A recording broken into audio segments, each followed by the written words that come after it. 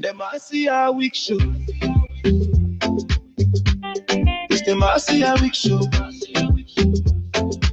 From Barbados to Africa, voices unite. Educate minds, elevate sight. It's the Marcia Week Show. It's the Marcia Week Show. From Barbados to Africa, voices unite. Educate minds, elevate sight. It's the Marcia Week Show. Talk truth, build roots, stories unfold. Motivate change, mobilize is the mode, that's the MR code. Hey! We growing, we know it.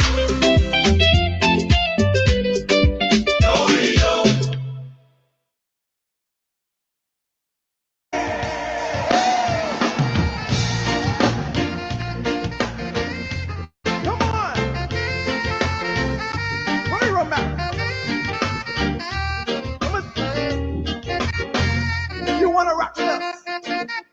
You all know this one.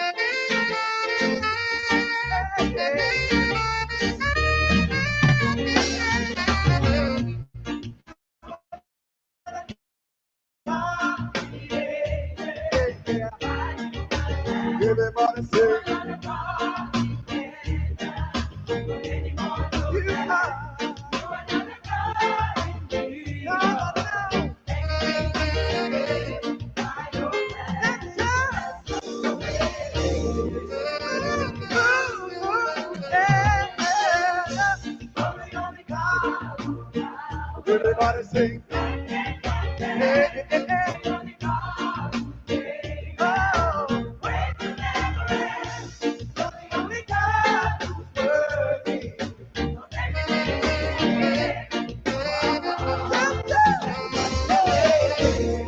everybody sing.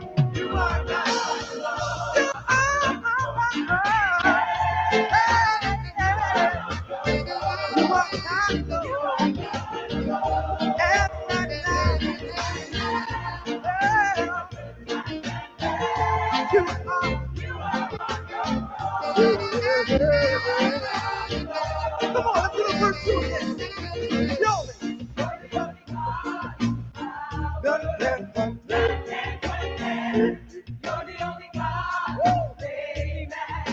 Break the memory. You're the only God who's worthy of everything we have.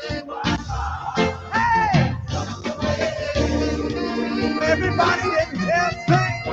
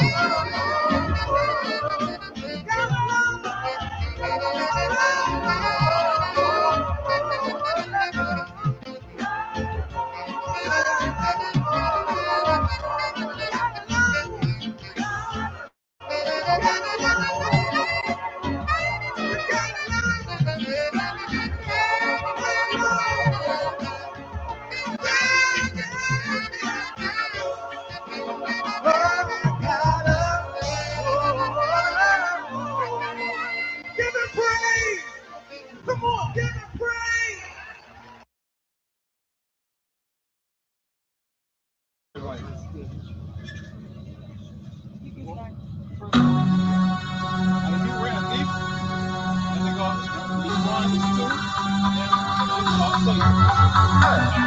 All the sickness put them to Jesus, cause him alone can heal. And say we got to dip in the water, so point me the way to the Jordan River.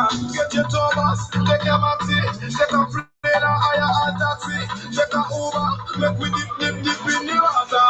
Everybody just dip to the name of dip. Rock and come in and dip. Give up the bongo dip. Skip to the beat and dip. Give up the name of dip. Crazy praise and dip. Everybody just dip. This is a normal dance, so it's not a wild out France. Everybody push up your hand if you know that your problem done.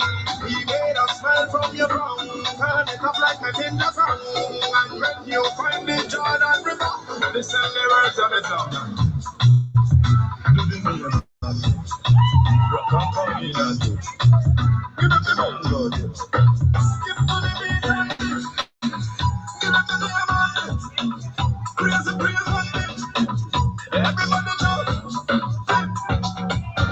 Give us another hour band. Dance and worship in tandem. If you can't dance, put up your hand. To the left, to the right, hand swam there. The beat of a whole and yes, you got to lead it. You can't make it bleed, yeah. So we are keeping clean where we are worship. So them can't pass it on social media. This is a normal dance, so it's not a wild out dance. Everybody push up your hand if you know that your problem done. He made a smile from your brow, turn it up like a tender song. And when you find the Jordan River, listen the words of the song. Give me your hand, rock and come in and dip. Give it the bongo dip. Skip to the beat and dip. Give it the name and dip. Crazy praise and dip. Everybody jump. Lenny, if we done ready, send free from Kakal, VTAO and Zion daughters, PG in check and Lennon and Pa, Jotam ready for back, so everybody just do the name and dip. Rock and come in and dip. Give it the bongo dip. Skip to the beat and dip. Give it the name and dip. Crazy praise and dip. Everybody just dip. Everybody just dip. Do the name and dip. Rock and come in and dip. Give it the bongo dip. Skip to the beat and dip. Give it the name and dip. Crazy praise and dip. Everybody just dip.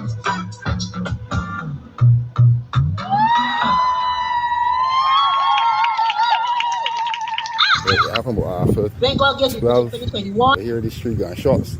And then so they see police, they know they're searching and thing. And they sit in Bear Mountain bush, and then this morning they just there and they dig. And I don't know what they're finding on there, but yeah, those are for me, the main Bear Mountain bush. 20 past 12 around there. All I hear is gunshots. I hear before. I was in my bed. I hear like out. I hear like out. I hear like out. Not at that time, you know. More gunshots. To be honest, something needs to be done about it. Definitely something needs to be done about it. You've got to find the source of where these guns coming from. Never had all this kind of everything, but no, they're the main just in care. You know what I mean? So I don't know what they do about it. People that storm out. Government, this, but the government can't get rid of crime just so, man. Government, you know that too. I just heard the shots. Look and see. Car was turned over. Yeah, he was driving. Yes, he was. Shot at him. Shot him in the car while he was driving. When he get there, car was turned over. He turned over, he was living, but ambulance not too long to get there. That's all I can tell you.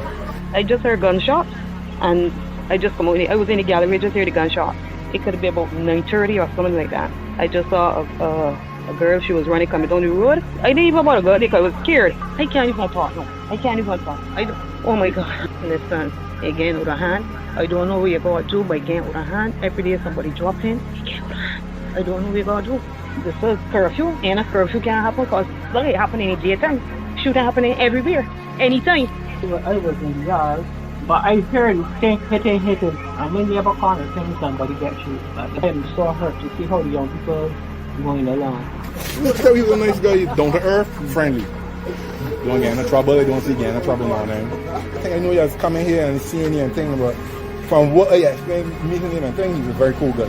I don't see get into trouble now. He said he's a good guy. He's a good guy. What's his name? Ted. Ted, good guy. Don't cause him trouble. He deserves to get on like that. I was inside watching cricket. All I can tell you, I hear shots like in Gaza, and then I look outside and I see smoke. It's like fogging. Smoke. Yeah, fogging. That's what it was. Smoke. It was real shots. That's what it was. Shots. Real shots. Shots. They stopped me that one person dead. Honestly, they come over and saw him. They shot him. Okay. They could have been 6 or 7 more people like that. Could have been about 7 more people. 9:30, 10 o'clock, anywhere between there. 9 less than 10 o'clock. And just hear about 10 shots.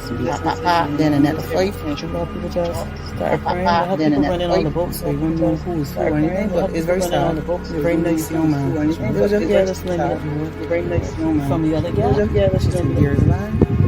But it was very nice. I mean, they could really do something about it. There are too many young people, and sometimes when you hear they have it's bare nonsense. People talking about the government, but the government really can't stop nobody from doing something that they want to do. I never done more when Colours around. Colours a jovial, happy person. That sometimes people use to think they make too much sport. Maybe for a long time, for real years, when he was small. He was a bad fella, he knew they used to get in trouble, go work, I'm back home. Yeah, had the car, nice little car, he driving and things up street on the street. I just saw the customers and staff running coming up from the exit, and that was just it. The lady was like, they were shooting outside, someone is outside shooting. I saw shaking up, like, this is my biggest fear, that something like this comes so close.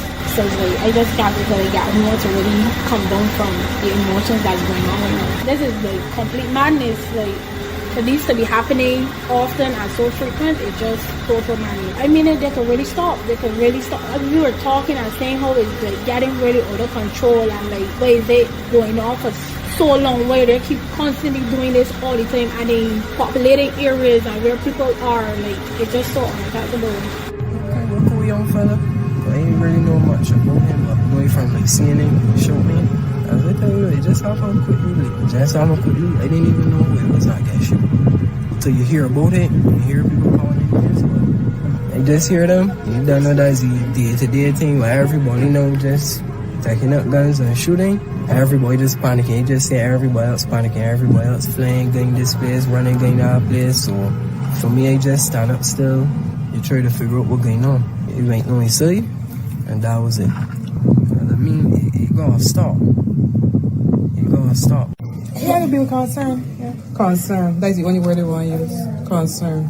Justice should be served. Justice should be served for that young boy. Definitely. I don't fear all this here should be going on.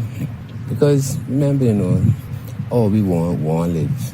Let people living and loving one another and trying to better yourself in life. But where how things are going, people tell themselves they may want to live long. So I don't know. What's going on? The parents need to parent their children. That's all I have to say. Parents need to parent their children. The parent is mine. But these parents nowadays, they want parenting themselves.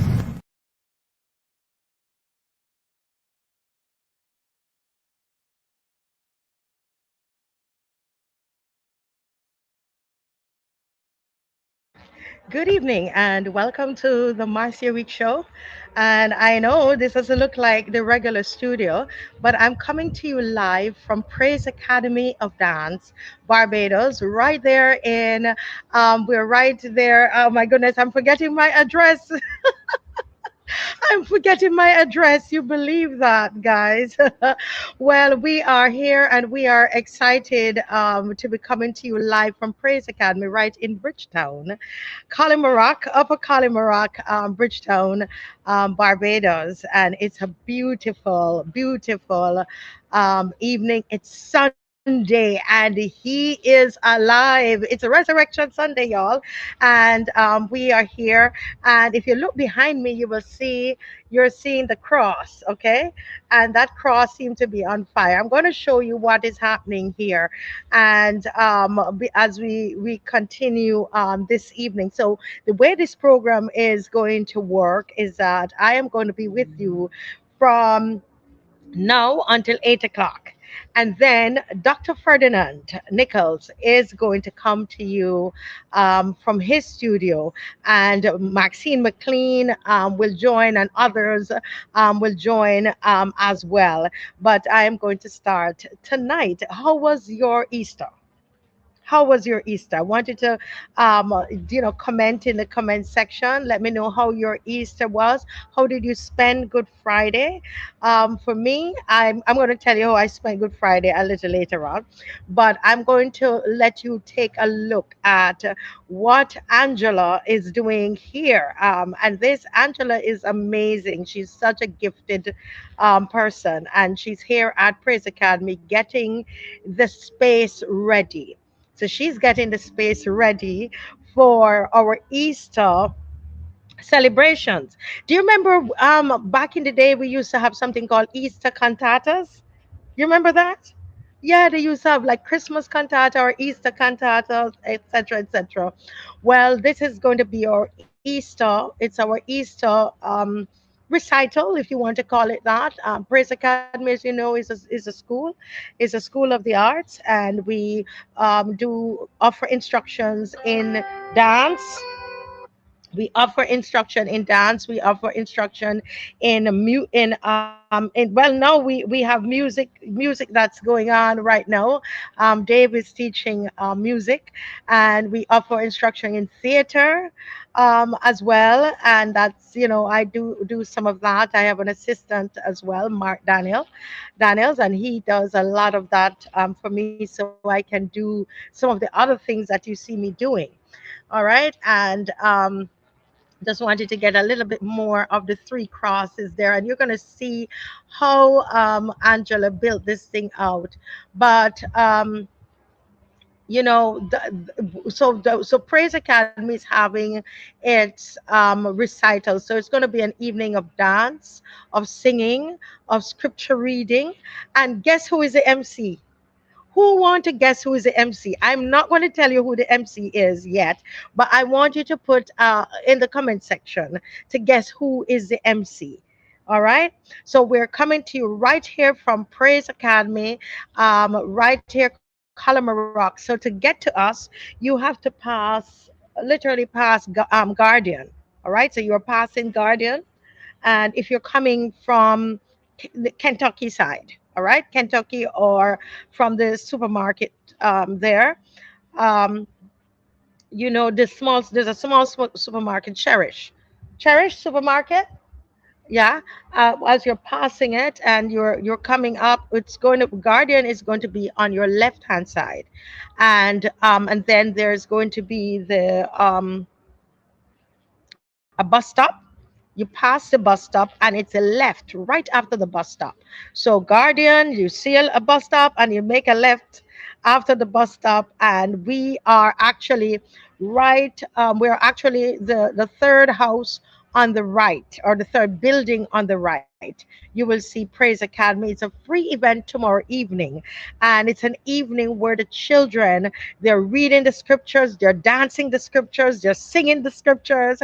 And we talk about our children and all the different things that they get involved in that we're not so happy with. We look and we see what's happening with our children, even in we see a lot of our, when we say our children, because these are the children, the children in the nation, they are our children. They are our children. And so when they get in trouble, we're part of that. We've contributed to that. And we look in the newspaper, or we look online, and we see them, they're in trouble, as young as 13, 10 years old, etc. But here at Praise Academy, we provide a space where young people are able to express themselves, use their gifts, explore their talents, discover. discover that they have a talent. All of that happens right here at the Praise Academy.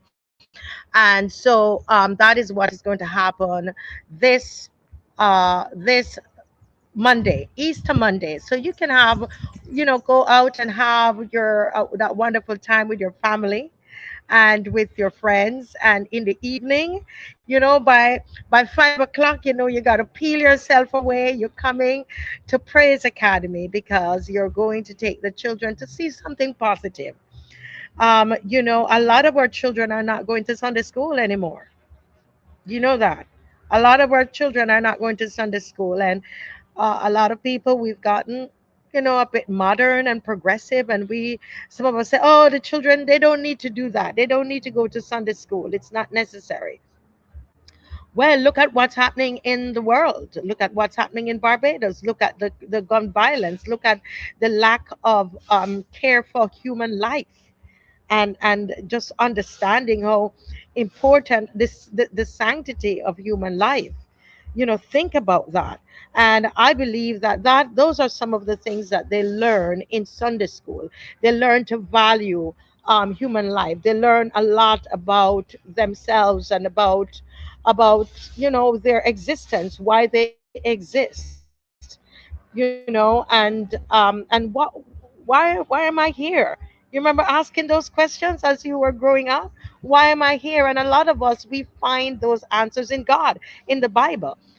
And as they get older, they will decide whether this is something that they want to stay with. Is going to church, is this something that I want, or I might not want to do that. And that's a wonderful thing about Christianity. It's a free will. You have your free will, and the children, they decide. But the point is, and you and I can agree with that, there's a foundation that is laid. Now, oftentimes we're told that, well, they brought the white man religion and mess up some of the children, and it is true, because of some children, based on how it's presented, some of our children have, issues with low self-esteem,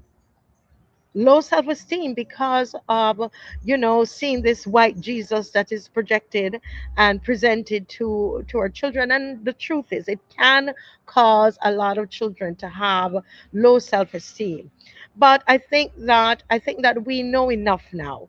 We know enough now that we are able to teach our children the right things, and not to present any white Jesus to them. We know enough, right? But the principles and the values in the scriptures, it's just life changing. And I think that every child, I suggest, it's my suggestion, that every child go through the rudiments of that. And Praise Academy is a place where that happens. And at the same time, the child is getting, you know, uh, understanding of the various art forms. They're discovering you know, their God-given gifts and talents. They are understanding their potential. They are, using all the gifts that they have and realizing, like, oh wow, I can actually do this. This is something that I can do, and people enjoy it. Oh, I can actually give a message through dance, and I can actually give a message through song, and I could encourage somebody. Do you know, that is wonderful, and it allows our children to live outside of themselves and to do something outside of themselves. They don't have to sit at home and, they're on their devices the entire time trying to, you're leaving, you leave them there, they're scrolling. Even some of us adults, we're scrolling, watching TikTok videos, and that could go on for hours. You go on the internet to check on one thing. Anybody, that happened to anybody? You go on the internet to check on one particular thing, and it turns out, right, you are there an hour later and you have not yet done what you went there to do. Anybody else have that problem? I know I have that. And sometimes I have to hit myself, like, Marcia, that's not what you went there to do. And so, that is part of what happens when they come to Praise Academy. They're not on their phones. They're not at their phones. They can't use their phones in rehearsals. And rehearsals will sometimes go on for 2 hours or so. A class is like an hour. If we have shows, rehearsals can go on for really much longer than that. And like Saturday, we were here from 9 o'clock. They didn't leave here till about 2 o'clock, to be honest. And thanks to a loyal somebody from the loyal opposition, we were able to feed them. So they got some. They had some junk food. They have some junk food. They had their hot dog and their burgers and the things that they like and some movie, and they were quite happy, and that saved the parents a little bit there. They didn't have to send that extra lunch for them, and when they come to the show they will have their lunch, and we kind of live like a family. So I want to thank those from the loyal opposition who they were able to help. But did you all notice that the cloth on the cross is changing colors? Did you all see that? Oh my goodness. I'm gonna flip the camera around for you to see what is happening. Okay. I'm gonna flip the camera around so you can literally see what the decorations and what has gone into preparing. So we want to invite you to come down, take the family, and come on down to Praise Academy, Calamarock, and it is right after the Gap, right after Guardian. If you're coming from town, what if you're coming from town? It will be the Gap before Guardian. If you're coming from town, it's going to be the Gap before Guardian. All right. If you're coming and you will make a right, but if you're coming from Chanel, and I said Cherish earlier, and it's not Cherish, it's Chanel, and Kentucky, Chanel supermarket, Kentucky.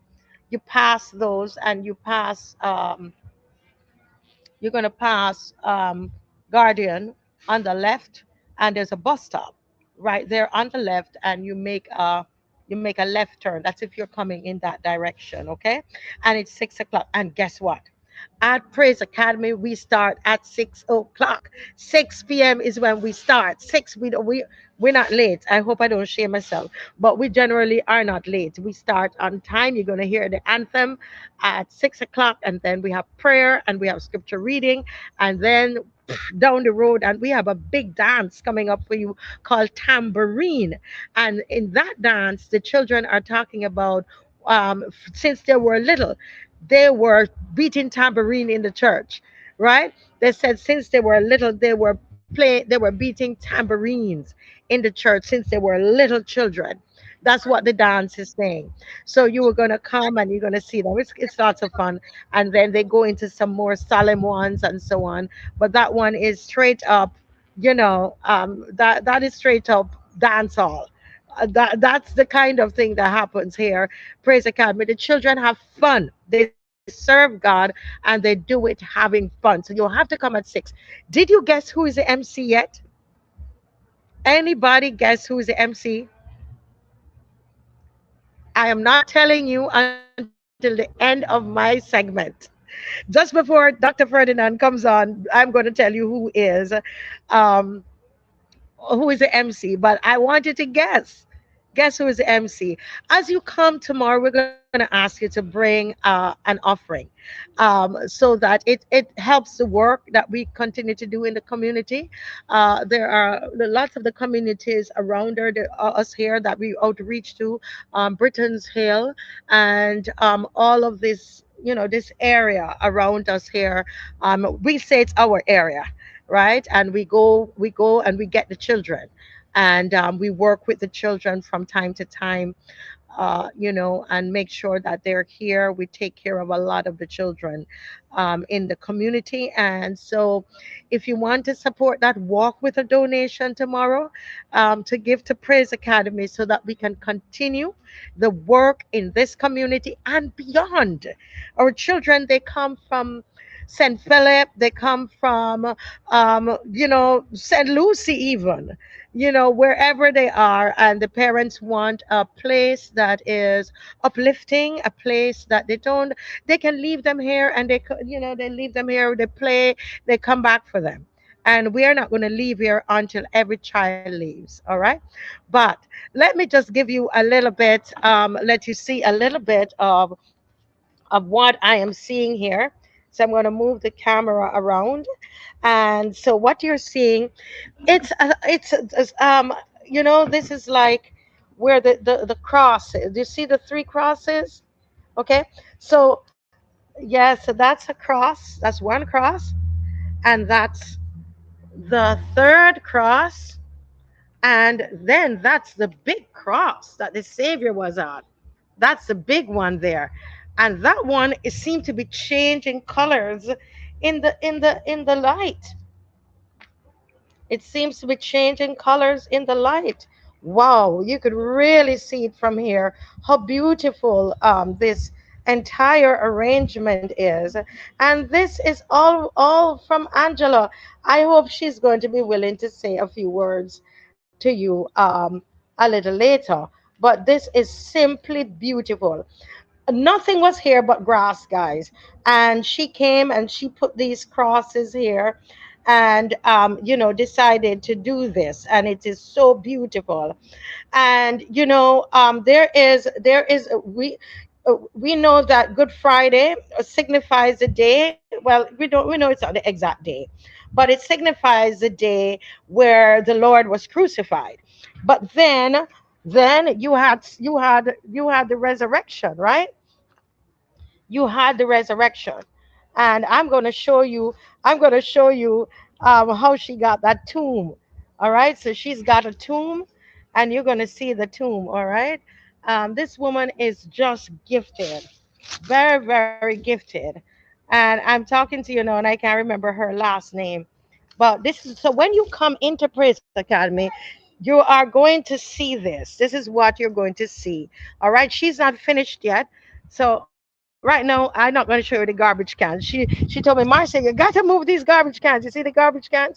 Me a garbage can. But we're going to get that moved. You're going to come in. This gate is going to be decorated. And as you come in, you're going to meet this. This is what you're going to see when you come in. It is beautiful. It is really, really, really very beautiful. That's what you're going to see when you get in. Oh my gosh. Look at that. Just look at that. And here it is, guys. That's the tomb. That's the tomb right there. That's a tomb. I know she has to put the cover on some more. Let me give you a better shot of it. That's the tomb. He is risen. Not here. Not here. Risen. I think she's going to want to put this a little bit more this way. I think that's how she had it last night. So I'm touching her things. She'll soon come and get me. But that's it. He's not here. He is risen, you all. Listen, you don't want nothing on us. You don't want nothing on us. I'm telling you, the creativity is just amazing. Just amazing. And look at that cross. Look how the material, oh my goodness, the lighting on that and the material is changed. It's actually changing colors. It is gorgeous, simply gorgeous. And this was, as I said, there was nothing there. And she came in yesterday, and I'm just her little servant girl here. I run and bring the stone and bring bush and bring. She said, "Go and get this," because everybody else is dancing, and we all listen. We are we're servant leaders. We work and we work with each other and we make it happen. All of this on the. I know she's going to cover all of this on the ground that you're seeing here. Going to be covered. All right. She has something she's doing up here on the gate. This gate is going to. Um, she's going to decorate this gate. Can I just tell you about this piece of material here? So I brought this material from home. You see this material? This is my burlap, right? I bought this thing expensive, and I'm going to tell on my administrator Crystal. I brought it home and I don't know how it got in the kitchen. They're cooking the hot dog and burn up my material. You see what I have to go through? So guess what? Miss Angela said, Marcia, but that looks so nice. That looks so nice. I'm going to use it on the wood. And so this is what she's done. She's hung it on the wood, and I think she's going to do some more things with it. And you would never tell that this is material that was burnt. You see what I'm saying? I'm a believer that in Barbados we have everything that we need. We have everything that we need. The people are here, and this is another one of it that she has here. And the same material burned up my good material. I had that material for years. Brought it to Praise Academy. I don't know if she's gonna put lights in these, but this is just everything we see here is what we found on the compound, and she just transforms it. Okay. Now, here we have our. You see, this is someone from the show, and I can't remember the name of the company. I'll know it by the end of the week, and let you know. But they told me to come and collect some palm branches, and we didn't get the plants. We didn't ask for them because we've asked for those plants so many times. We've used them so many times, so I didn't bother to ask for them this time around. But you know we were able to get those, and a parent went and picked them up, and then we had material, and you don't even want to know what those were. Those you see these. You see how lovely they look. Well, those are pigtail buckets. Pigtail buckets, guys, because it's about using what we have, using what we have. And that's what we're doing here at Praise Academy. It's going to be a great event here. Anybody can still guess? Anybody can still guess who is the who is the MC for the show? Can anybody guess who's the MC for the show? No? Nobody's able to guess who the MC is for the show. Yeah? Oh wow, and that's that little lady there. Don't mind her, she still look pretty. But I'm not gonna go to her yet. She's gonna reveal something she's working on. And I'm not gonna let you see her just yet. Right? We don't yet have the chairs in, but I'm just giving you a little bit, right? So yeah, so we are making this place so beautiful, because when you go to these other spaces, you have to pay so much money for the to rent the space. And so we decided, no, we're going to use our school, and we're going to be ingenious and use what we have. So basically, this is on top of the veranda. Okay, so this is a veranda here, and this is going to be our stage. That's our backdrop that we're working on, and that's going to be it's going to be our stage.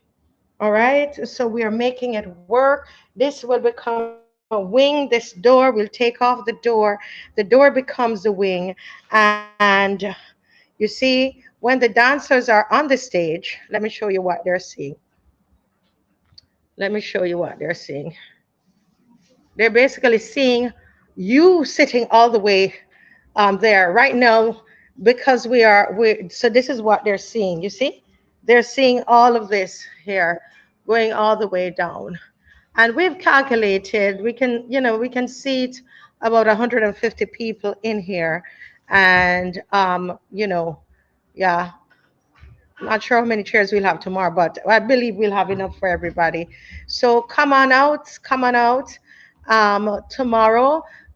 You're not going to sit on the floor. Chairs are going to be here. And for that, we want to thank Pastor Steve Skeet, who is helping us with those chairs. Anybody can guess? Who is going to guess who is going to be our MC? Who is the MC? Who knows who is the MC? Who can guess who is the MC? It's somebody that you know. It is somebody that you know. I'm going to not telling you just yet. I'm not telling you just yet. But let's switch gears a little bit. Easter. How do you celebrate Easter traditionally in Barbados? I can tell you in Jamaica, we have something that we call bun, which is like, well, you have hot cross buns. I think you have hot cross buns, right? I don't think I've ever tasted your hot cross buns, you know. I never had any. I never had any hot cross buns, but you have hot cross buns. But in Jamaica, we have bun and cheese. So our bun is it's almost like a Christmas cake. All right, the bun is like a Christmas cake, and but it's harder. It's harder, very very tasty, and it's a big thing. You know you don't go through Easter without tasting a piece of bun. So you have bun and you have cheese, bun and cheese, and it's the anchor cheese, right? And then you have and fish, right? Just like Barbados, fish. So fish is a big thing for us in Jamaica as well, right? So we have fish, fried fish. Generally, it's fried fish that we have. I know in Barbados it's the same thing. You have fish, and more fish. Is it only fried, or do you is fish anyway? Do you grill fish, steam fish, um, you know, all kinds of fish? Yes. Now in Jamaica, we have a thing where you should not cook on Good Friday, right? So you fry the fish on the day before, and that's why you eat bun and cheese, because the bun would have been prepared from the day before. You see what I mean? So you don't, you're not cooking on Good Friday. No pots should be turned on the stove. No pots on the stove on Good Friday. You eat bun and cheese, and you have the fried fish that was fried from before. Lots of fish. Back in the day, you used to get a lot of sprat too. You know those fine. You have those. I haven't seen that since I've been here. These are small fish where you just eat all the bones. It's fried so you know crispy that you can eat even the bones can be eaten. All right, and then you would go to church. You would go to church. So that's for the food. That's really for the food. There's no special drink really. It's just it's just just bun and cheese and fish. Okay. Now and then yeah, I don't remember anything else. Just bun and cheese and fish. It's very simple because we're supposed to be reflecting on the Messiah, and so that is how it is. No other meat, right? Same thing for Barbados. But what I'm not sure of, I don't think we do steam fish. It's just fried, generally fried fish, because remember, we're not cooking on the actual day.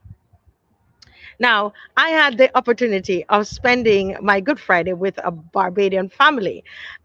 Somebody invited us, a friend of ours, invited us to lunch, and so we went to lunch, and it was wonderful.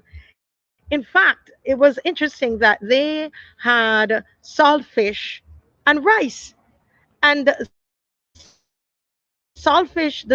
and rice, the recipe was actually taken from Errol Barrow's book called Privilege. Isn't that the name of the book? Privilege. hmm So the Errol Barrow book called Privilege, right? And it was so tasty, so tasty. They also did salmon, baked salmon, and and other things, but it was just amazing, and it had been a tradition of their family to do that for years now. I don't remember how many years they've been doing it, where the family would gather, and trust me, it was really really wonderful. Of course, at the end of it, I'm there, so there, we're talking politics and Barbados, and but it was good. It wasn't. it wasn't hard. It wasn't, it was good. It was good. I often say when I go out, I don't want to be talking politics, but it was fun talking with them because it was productive conversation, and we didn't always agree, which was good, but we found common ground, and we left there happy. And it was, that family is a beautiful family. If they're listening, thank you so much, from Dave and I. It was indeed a wonderful, it's good, when the family comes together. And they were driving from all over Barbados to get there, and we were the only outsiders that they invited because we knew one of the relatives, well, two of the relatives very, very well. And so they invited us, and we had never gone out for Good Friday before, but we felt somehow Dave said yes. And once he was happy with that, we were going. So I told him, yes, we will go. And it was a wonderful experience, really, really great. And then in the evening, I we got home, and that's when we showed the Gospel Fest presentation. So that's it, for food. But when it comes to church on in the Easter period, especially Good Friday, how many of you used to go to church 3 times for the 3 stations of the cross? Anybody out there? Wasn't it? Wasn't it 9, 12, and 3? I believe it was 9, 12, and 3. 9, 12, and 3. Okay, 9 o'clock. Am I right with that? I think it was 3, but I know it was 3 times that you had to go to church. It's a day of, I mean things have changed so much these days that that a lot of people don't do that anymore. But really and truly, that's what used to happen. And it was really a day of true reflection.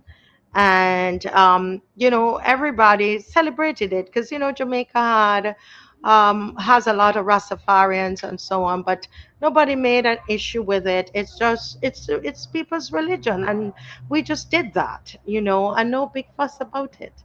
Just in the way that everybody celebrates Christmas. We don't make a big fuss about it. You don't want to celebrate it, well, that's fine. If you don't want to celebrate Christmas, then that's fine. It's the same thing with Easter. And you see that cross in the back there? Isn't that beautiful? If you're just joining, this is part of the decor that you're going to see here at Praise Academy. And Angela got the full name now. Angela Headley is who is a woman on the job here. Listen, folks, this woman is so gifted. She is one gifted woman. And if you have any interior decorating job that you need done at your house, please call Angela Headley. Please call Angela Headley. You can call me, and I will give you a great recommendation. Give her a great recommendation, and I will pass on her information to her. This woman have the cross looking like it's on fire. Oh my gosh, this is wonderful. Yes, yes, yes, yes, yes. It is beautiful. But we don't necessarily go to church 3 times for the day. But once you can be reflective, once you, because when we moved away, Dave and I, we went to the US to live. We didn't have that. They didn't have that to go to church 3 times a day on Good Friday. In fact, people were going to work on Good Friday. We could not believe it. We're saying this is Holy Thursday. You need to start to, you know, calm down now. But no, slow down with work. And we were so, it was such a culture shock to realize that people went to work on Good Friday. It didn't mean anything. There were classes on Good Friday. I was studying, and we went to classes on Good Friday. But then you made that moment of quietness in your heart, because it's not about religion, it's about relationship. So whether you're able to go to church or you're not able to go to church, you still give that, you know you still make sure that you become quiet in your heart, right? You make yourself quiet in your heart. All right. Are anybody still guessing who the MC is for Monday, Easter Monday, 6 o'clock, right here at Praise Academy? Who is the MC? Anybody can tell me who is the MC? Well, folks, I wanted to use. I'm not telling you just yet. I am switching.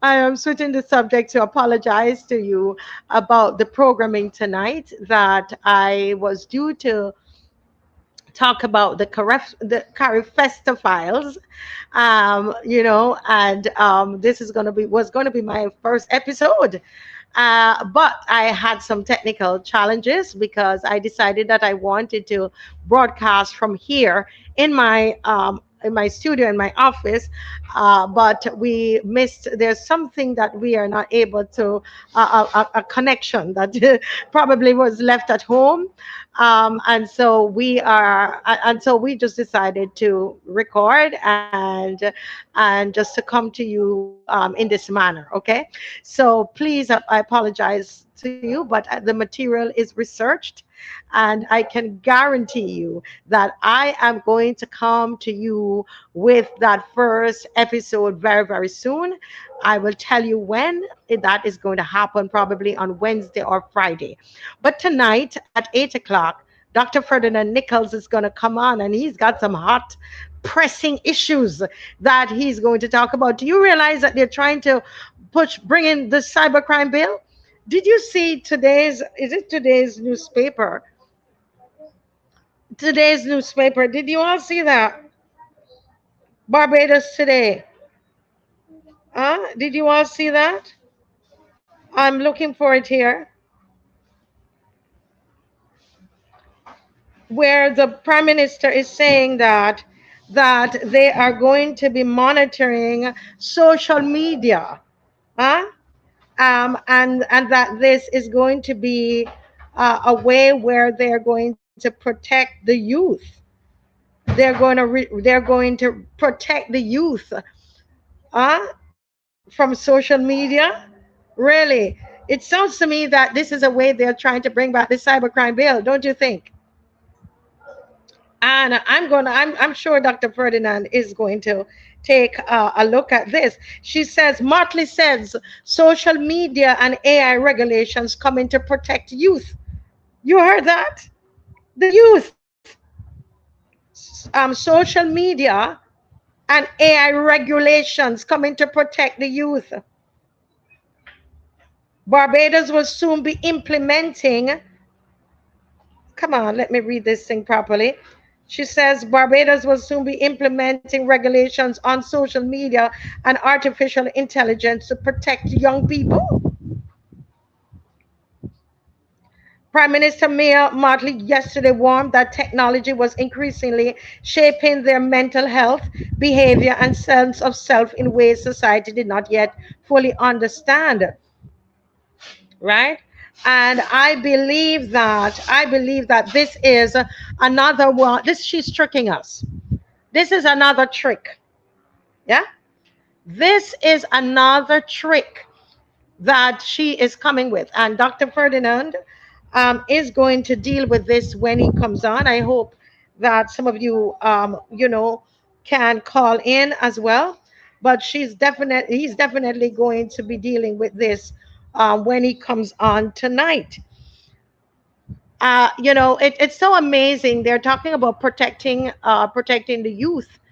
Folks, what we're doing here is protecting the youth. What we're doing here at Praise Academy is protecting the youth. What Mr. Bob is doing there at CARIFESTA with all those young people, Mr. Bob is one of the coaches there at CARIFESTA, and we want to celebrate our one gold medal winner so far in the 800, and we'll mention more of that tonight. But Barbados won a gold at Carifta, which is being held in Grenada. We want to celebrate our young people who are there, and they're there from all the different countries, from Jamaica, Bahamas, Trinidad, all over the Caribbean. That's one of the biggest ways that we can protect our youth, providing the facilities for them to come into develop their talents and their skills, and understanding, who they are, etc., and being able to use their gifts and their talent to better themselves and to better humanity. And that's what we do here at Praise Academy. And it is unfortunate that the young people in Barbados, they do not get that kind of support in sports. They do not. You ask them, the young lady who won the gold, she was on my show. Last Carifta, when she won gold, she was on my show. And she complained of having nowhere to train. Not enough training facilities in Barbados. Sometimes these parents have to pay their own airfare and the children's airfare to go overseas to represent Barbados. Not enough facility. That's why Sade is in Jamaica training. And this young lady, more than likely, she's either will have to go to Jamaica or the US to be trained. And so we are looking for some meaningful ways in how to protect our young people, meaningful and ways that are already there. So they're coming with all of this AI stuff and all of that, and all this is a way that a lot of these people are able to get all kinds of money and grants, and frankly speaking, I'm going to talk the truth. It's a way for corruption to happen. A lot of these new ideas and new things that they're coming with, you have to ask yourself the question, why don't we work on what we already have?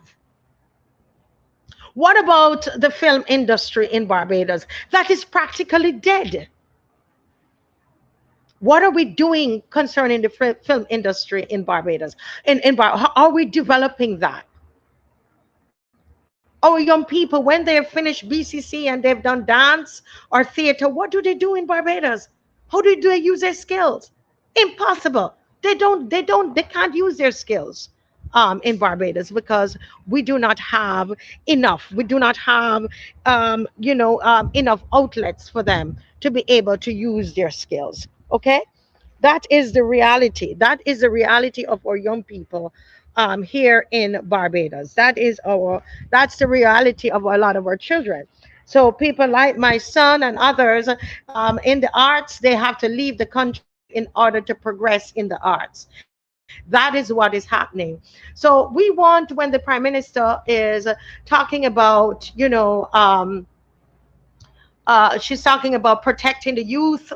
We want it to be full. We want it to be wholesome. We want it to be we don't want it to be done in parts, right? We want you to do it in whole, right? As a whole, we want you to look at it as a whole and not in parts, and not with nice sounding words, and all they're flaunting all of these, and every time they come with a different jargon, and whatever is new is what they come with.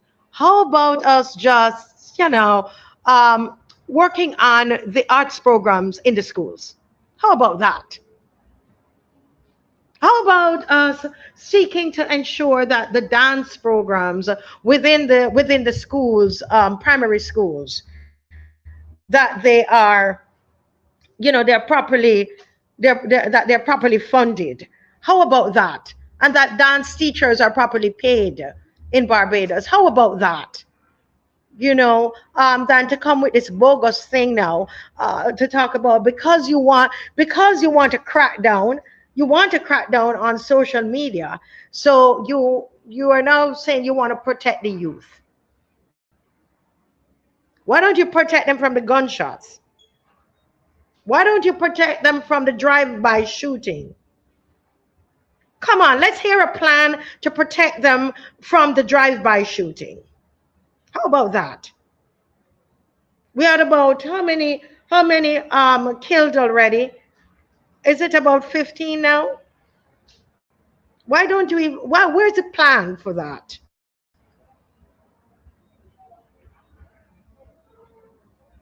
And it's these kinds of games and gimmicks that our government comes with all the time, and they believe that we are going to fall for it. But I want to tell you that we are very, very aware of what this is. What it is the cybercrime bill. The cybercrime bill. Mia Motley is seeking to reintroduce the cybercrime bill. However, she is trying to cover it. She's trying to frame it as a focus on the youth to veil the hide or to hide her true intentions. It's a sinister move. The Prime Minister Mia Motley is making a sinister move with the cybercrime bill. It's back in our faces. And this time she's saying it is to protect youth. No, she's protecting herself from criticism. She doesn't want to be criticized. Yes? Protect the youth from gunshots in Barbados, from drive-by shooting. Let's start there. Protect the youth by providing a proper facility for them, educational facilities, schools. How about we start there? Safe schools, clean schools, without the rats running up and down in the schools, moles, cockroaches. Why don't we start there? Why don't we start by protecting our youth by paying our policemen? Look, it's saying right here in Barbados today, more than 100 police officers and as possibly as many as 700 were deployed during the February 11 general election, and they've gone nearly a month without receiving payment for their duties. And they're saying civilian workers who perform similar roles have been paid. Prompting Barbados Police Association to warn of growing frustration within the ranks. You want to protect the youth? Pay the police. Pay the police. Pay the police on time. Pay the police. Someone on Facebook here commenting that when a person works, he or she should be paid at the end of the job, regardless of who the person is. As somebody says here, Tracy Dove says, remind me of the slogan, was it red and ready or in the red and ready? Yeah?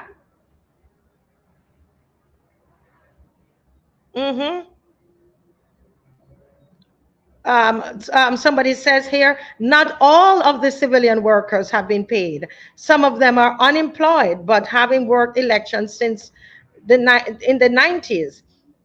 And she says, I know the drill and don't plan a menu on it because you're not getting paid. Huh? Policemen and women are humans. They have bills and responsibilities. So why are they not treated with respect? Huh? Somebody asked, was there ever a situation in Barbados where a politician wasn't paid a month for whatever reason? I don't know. Miss McClean can tell us that probably. Was there ever a situation in Barbados where a politician was never paid? And we're talking about protecting the, we're here talking about protecting the youth, and she's going to protect the youth, Prime Minister Mia Motley, with her sinister move of bringing back the cybercrime bill. But we see you, Motley. We know what you're doing. You're scared of criticism. So you want to shut us down. And so now you are coming with this whole thing that, you are trying to protect the youth. From AI, really. The young people are smarter than you and I about AI. They're able actually to be able to, they know when it's AI before you and I even know. Do you understand that? They could teach us about AI. If my children, they say, Mom, that's not real. You understand? They will teach us a thing or two. I do agree that we need to do some work, some social work, and understanding about social media and so on. But I think that horse has gone out the stables, gone. Right now, we're trying to protect our children from gunshots. We're trying to feed our children. So I know you're going to come now with all of these new policies and new ideas. And anytime you open your mouth and you have new ideas that's coming out of your mouth, it means that the taxpayer is going to be like, cha-ching, cha-ching, cha-ching, cha-ching. Anytime the prime minister, you see her come with all of these new slogans and these new ideas, and like she traveled and she heard of these things, and like she picks these things out of the sky as she's traveling, and once she comes back, you hear cha-ching, cha-ching, cha-ching, cha-ching. Somebody's pocket is laden down, right? Yeah. So this is what is happening. So this is what is happening. Okay. So folks, we have some hot topics here. There's one here. There's a misleading legislation here about housing. Where the Minister of Housing is saying there's a landmark housing bill to make tenants home owners. This is a BLP government announcing this thing, right? In a move described as a transformational intervention for the working class to dismantle a cycle of intergenerational poverty. They are the monthly administration. Oh my goodness. This legislation was already in place in early 2000s, right? And this person says, my elder brother was one who received title in the Pine years ago, right? And but they're now pretending as though it is their legislation. This is what. So I know Miss McClean is going to deal with this a little later in the program. So listen out for her. She is going to delve into this, her and Dr. Ferdinand, a little bit later in the program. Okay. So folks, I want you to sit back and enjoy the program tonight. Get into it. Lots of hot topics will be dealt with, right? So we need you to like and share. Can you just take a moment right now and like and share? Like and share. Did anybody guess where who is going to be the MC? Nobody? The MC is going to be none other than, drum roll, Ronnie Clark. Ronnie Clark is going to be the MC, you all. Ronnie Clark is going to be the MC. Yes. Ronnie Clark is going to be the MC right here at Praise Academy tomorrow. So if you want to see Ronnie Clark, you better come down here. Come down here tomorrow, and the space is going to be beautiful. You're going to feel the presence of God. It's going to be really, really awesome.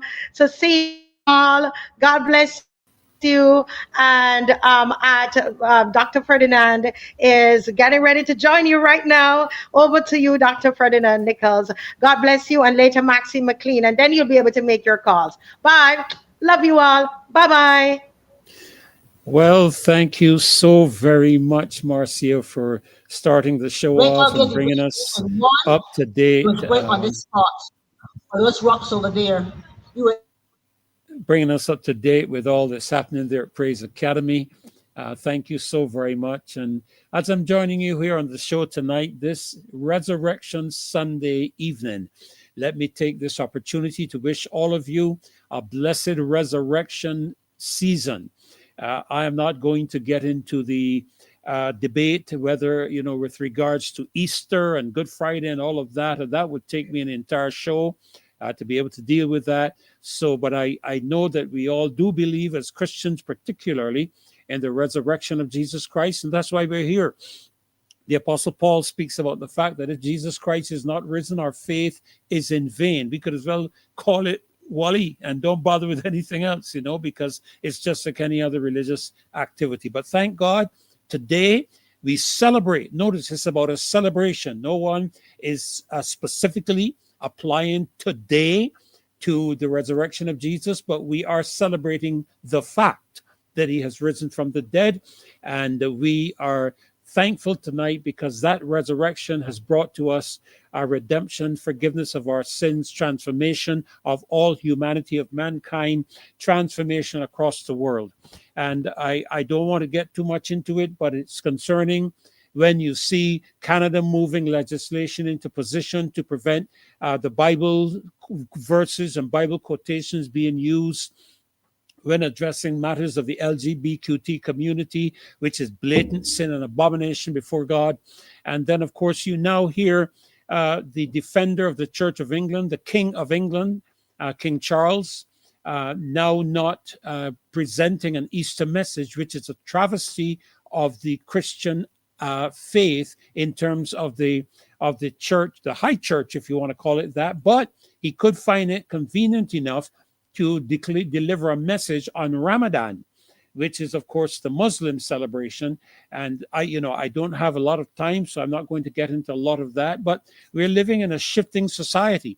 I've been listening to the show, and I've been listening to Marcia raising the concerns of our youth and the Prime Minister's announcement concerning this matter of providing safety for our young people. What I am hearing here is the government is now attempting to take over the role of parenting our children. Listen, people think we are jokers when we talk about these things. When I talk about the 2030 agenda, and I tell you to do your research, the 2030 agenda contains all of this. If you want to find out what's coming down the pipeline for Barbados, because we have heard the Prime Minister repeatedly reference the 2030 agenda. And whenever you hear that, whenever I hear it, I go and I do my research to see what is the intent of the 2030 agenda. And among the veiled intentions of the 2030 agenda is this restriction and policing and surveillance of citizens using technology, along with the fact that they are seeking to limit your freedoms. And along with this, the digital ID. And the World Economic Forum itself has issued a caution, a warning that the digital ID processes can be abused by governments. This is a fact. This is a fact of the 2030 agenda. This is a fact of the cybercrime bill. And I'm going to come to that in just a moment, but I want to just quickly mention of two other things. Ashlyn, I hope I have that right. Ashlyn Simmons, who is our gold medalist at the Carifta Games, I think it is. And my mind goes back to the time when my sister Frida used to take part in these games, Pan American games, that kind of thing. She used to be very active in athletics. I think she still is in terms of administration and other things. But she too, she was trained here. I was trying to remember the name of her coach, Blackie. We used to call him Blackie. And he was a tremendous coach for Frida. But then when she began to reach into the realm of the Olympic standards and so on, she too. Now listen, folks, my sister is older than I am. And she had back then to go overseas to bring her athletic level up to the Olympic standard that she could participate in several Olympic games representing Barbados. I believe she was in the one in Munich where there was the Munich Olympics where they had that hostage matter with the Israeli athletes. She was there, and several others that she participated in on the behalf of Barbados. And I remember, folks, this is back then. My goodness, man, we're talking, 40, 50 years ago. You can't seriously tell me that today we still have the environment set where our young people cannot find coaching here in Barbados to take them to that level. Jamaica has it. Why doesn't Barbados have it? Where have we missed the train where that is concerned?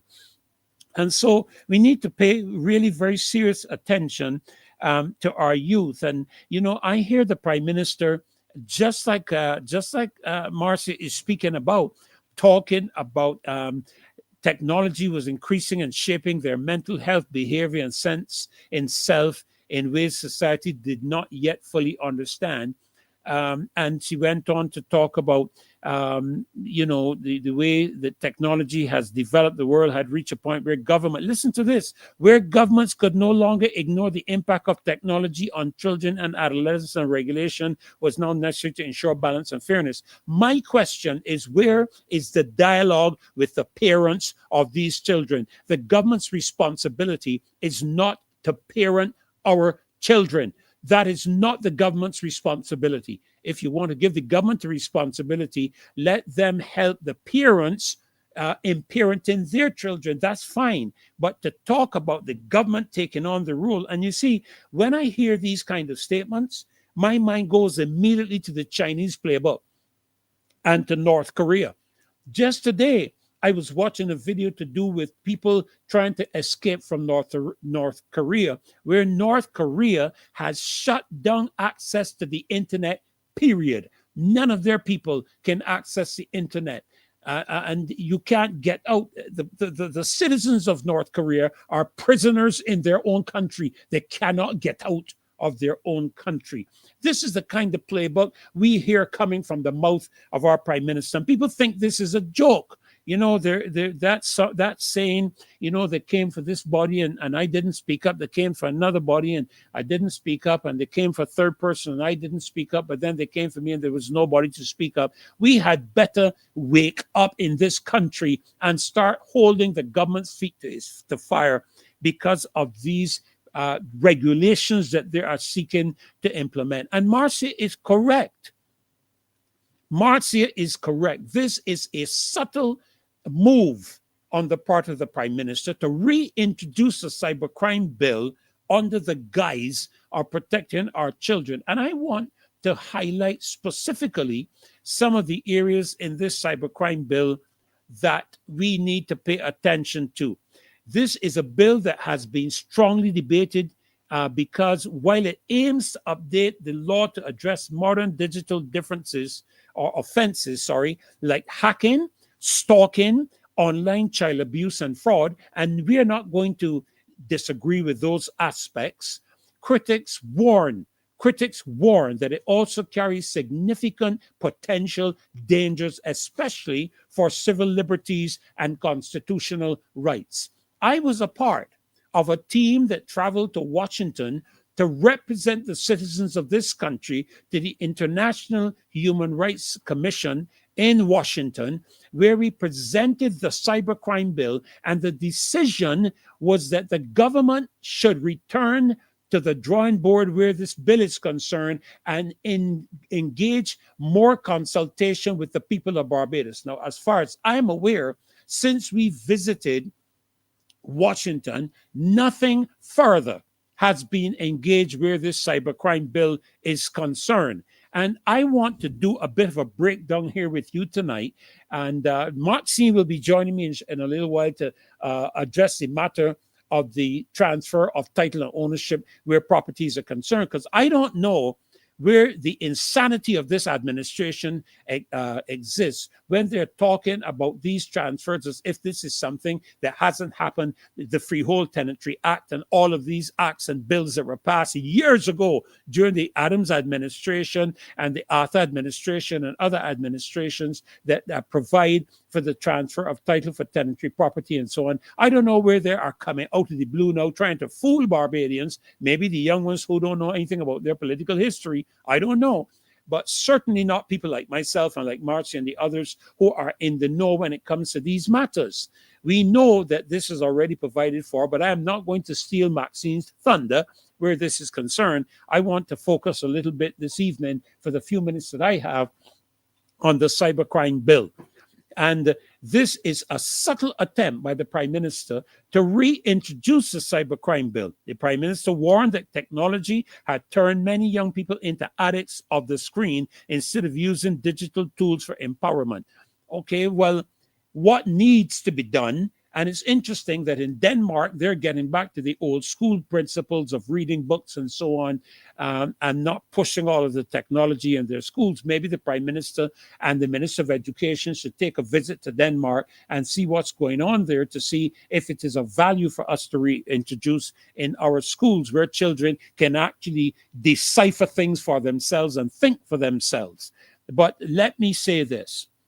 Before the Prime Minister talks about introducing legislation that would police the use of technology, she needs to deal with protecting children in schools.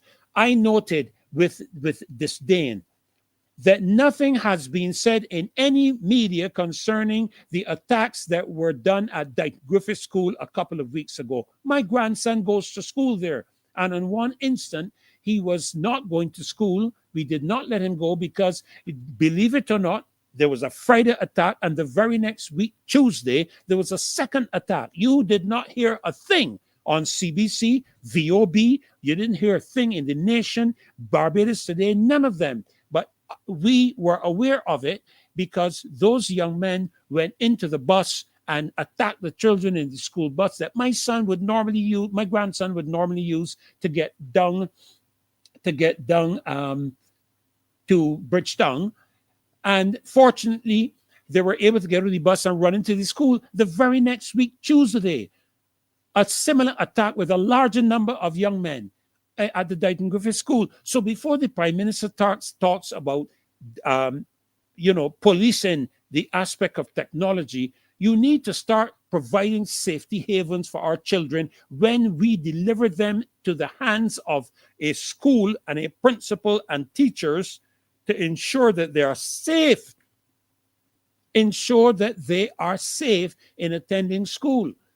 Then in addition to that, what we need to also do is to bring an end to the importation of guns in this country. Don't talk about policing technology until you police the access points of this country where guns are entering this country. Guns don't appear out of the blue. Nobody in Barbados manufactures guns. They get into Barbados, and I have not heard a single report about the Coast Guard intercepting a single vessel off the shores of this country that were carrying weapons intended to be distributed in Barbados. And we only have, as far as I know, 3 points of entry, maybe now 4. I know of the port, I know of the airport, I think Port Ferdinand, and I think there is another one up in the north. Can't remember the name of it now off the top of my head. But there are only about 3 or 4 official entry points in this country.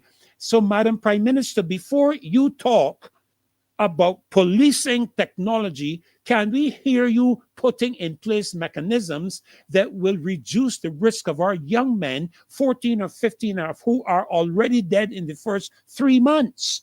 3 months. If that had happened in any other business where we had this kind of negative fallout where business is concerned, the general manager would be fired or we would have to resign. And clearly for the last 8 years, Madam Prime Minister, you nor your Attorney General have been able to bring violence and criminal activity in this country under control. My simple solution is, ma'am, please resign and let somebody else take the opportunity to lead the country who might be able to bring a responsible conclusion to this matter. This is not a joke. People are afraid to go out, not just at night, at any time. I read about a gentleman whose electric car was stolen in broad daylight. In broad daylight.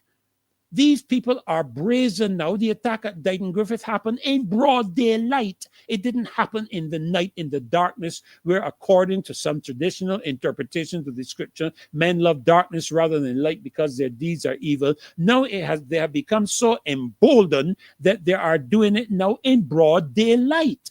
And we have a government that seems to be incapable of bringing this matter under control. Subsequently, all of you should resign. And to be brutally frank, those of you who are representing constituencies in Parliament should resign, and don't cross the floor, resign, so we could go back to the electorate and potentially elect people who will do the job of representing their communities and their constituencies in Parliament.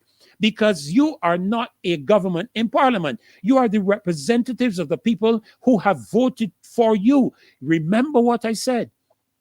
When the returning officer comes out of that building where the count has been done, he talks about the duly elected representative, not leader, not member of the Barbados Labour Party. He speaks of the person. And when you get to Parliament, there is no Barbados Labour Party government in Parliament. There is the Barbados government constituted of 30 representatives, 30 individual independent representatives of 30 constituencies in the country of Barbados. There is no Barbados Labour Party government. It is the government of Barbados for the people, by the people, of the people, which is what a republic is supposed to be. And you are talking about introducing a control of the technology where our young people are concerned, and you have not even been able to introduce a republic constitution now since 2022. We are into 2026. This is the incompetence of this government. This is not a joke. This is serious business. This is about the lives and the future. When you are dead and gone, Madam Prime Minister, when I am dead and gone, Madam Prime Minister, our children and our grandchildren and our great-grandchildren, you don't have any, so maybe it's not a problem or a bother to you, but it is to people like myself will have to live in this country and have to fight with the stinking component of our communities that you have allowed not only to fester, but to virtually take control of our country. I had to laugh when I saw reports about Barbados being, I think they said, the safest country in the Caribbean or something of that nature. And I had to ask, which Barbados? Who do these people live in the same world I live in?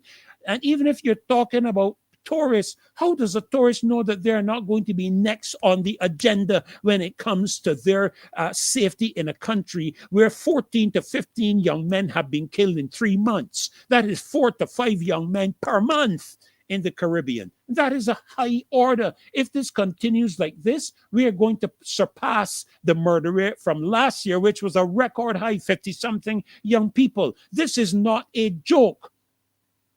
And we need to pay attention to these things. So, Madam Prime Minister, before you start to talk nonsense about introducing the cybercrime bill under the guise of protecting our young people, how about protecting our young people by giving them greater opportunity to be able to develop their skills? Marcia mentioned this. You know, I was driving around the country, and I make it my business sometimes periodically to stop and ask questions. And I find young men on this side of the street weeding grass who have qualified with a diploma in for what you call it, the cooking chef. Young men who are chefs on the side of the road weeding grass, who have no opportunity to utilize their skill and ability. I don't hear the Prime Minister put in a case at CARICOM for the movement of our young people across different territories within the Caribbean where they can utilize their skills if they can't find a job here in Barbados. And I remember Prime Minister Owen Arthur in a meeting with young people at St. Michael's School prior to the 2008 general election, I believe it was, telling and talking with our young people about not focusing only in terms of employment in Barbados, because the reality is that we only have so much room, but there are other areas, other countries in the Caribbean, and now we have access to South America. So we have the Organization of Eastern Caribbean States. We have the Organization of OACS. I can't remember what to call it now. You all know what I mean, man. We can now get into Brazil. We can now get into Colombia. There are places where our young people can move to. If we are going to pick up a group of businessmen and carry them to Brazil in order to try to get food prices down in this country, surely you can make provision for some of the young people to travel to different parts of the Caribbean and into South America to scoop out the opportunity for them to get employment. And those are ways to protect our youth by providing them with good job opportunities. Where you have failed, people look at me and tell me foolishness about the unemployment level in Barbados is around 6%. That is rubbish. It may be around 6% on a general basis, but tell the governor of the central bank that among young people, the level is more like 20% of our young people cannot find a job in this country. And if they find a job where government is concerned, the government wants to employ them to weed grass along the side of the street. That's the kind of foolishness that we have in a government. And don't worry to talk to me about none of the things that come up in the budget. When things affect people's households, that is where the rubber meets the road. This is not a joke. People are struggling every blessed day to try to make a decision whether they're going to send this child to school, that child to school, whether they are going to be able to put food on the table and hold the children back because they can't afford to do both, whether they can afford to pay the electric bill or the water bill. And don't talk rubbish to me about nothing going on in Iran causing price increases. We had price increases happening in this country for the last 7 to 8 years non-stop, and there wasn't a single war in Iran. And there wasn't a single effect on the Straits of Hormuz that would affect the movement of oil. We had oil prices going up here when global oil prices were going down. We had fuel prices going up at our pumps. So don't talk foolishness to me. The people of Barbados are not stupid. The problem here is that the Prime Minister and the government think people in Barbados are stupid, ignorant, uninformed, and blind. They're not. You see, the reason you want to introduce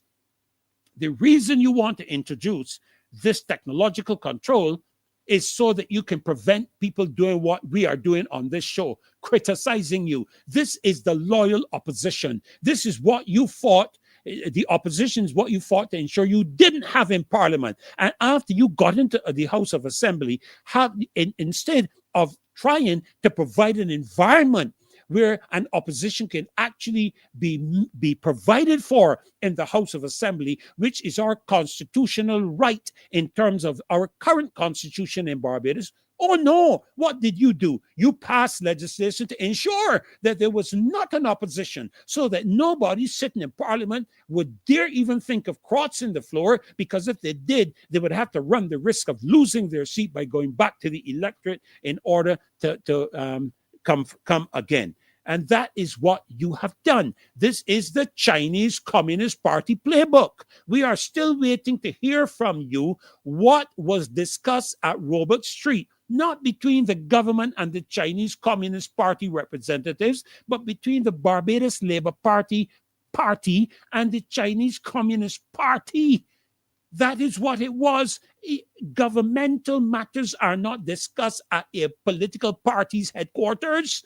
If they are here to discuss matters of governance and relationship between governments, it is done at the appropriate offices, the Prime Minister's office, the Minister of Foreign Affairs office, or wherever you want to do it. But a government office, Robert Street is not a government office. It is a party location.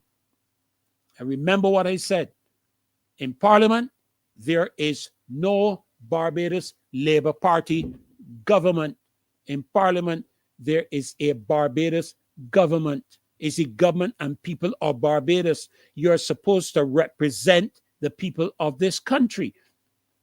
But let me quickly draw before Maxine joins me, and I'm just waiting for her to come in. Let me quickly highlight some of the threats that we are facing with the introduction of this so-called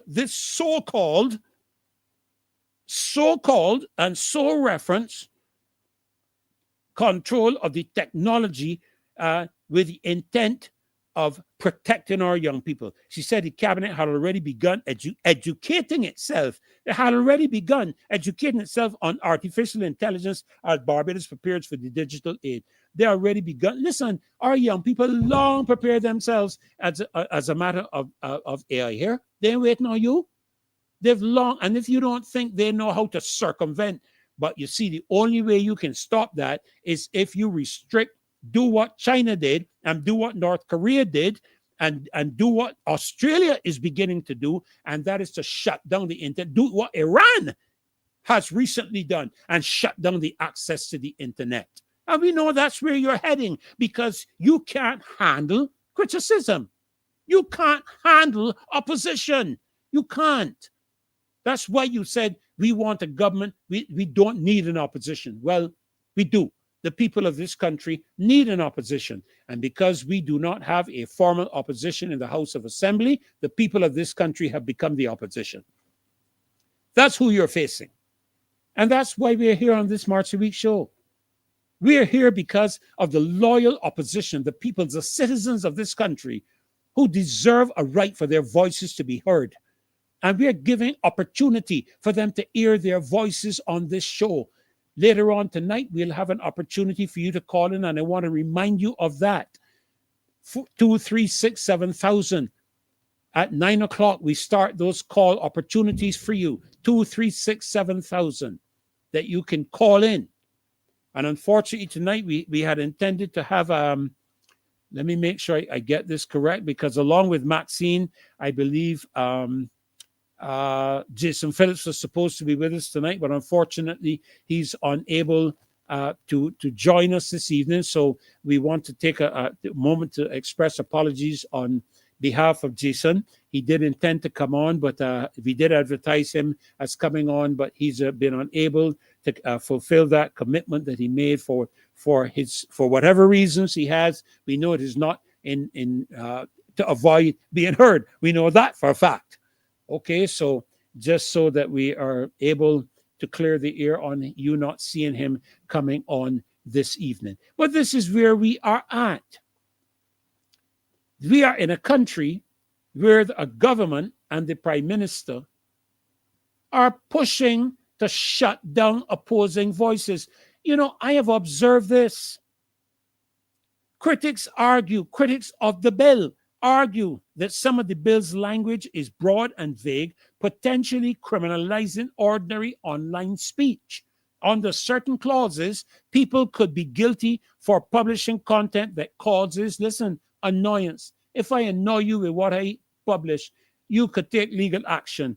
Embarrassment or emotional distress are far harsher than existing penalties. These are terms that are highly subjective and open to broad interpretation. These are the things that the cybercrime bill seeks to address and to remove the freedom of expression. Well, if I'm in a conversation with you face to face, I will say some things that will annoy you, and you have a right to react however you want to react, except that you don't have a right to put your hand on me and beat me up or shoot me or stab me or something of that nature. You don't have a right to do that, but you have a right to put your case forward. But the problem we are having through technology tonight, is that you are unable to voice opposition to anything that these far left globalists have to say. And the World Economic Forum warned of it. They warned of it. And I mentioned to you the 2030 agenda that the Prime Minister is always referencing speaks to the matter of these things being heard or not heard. I mean, for that matter, we already have some of the media here in Barbados being shut down. I ain't calling any names, but I know of persons who have been threatened. I know of some who have been threatened, can't post certain stories. Why do you think you haven't heard anything about Dighton Griffith? Why?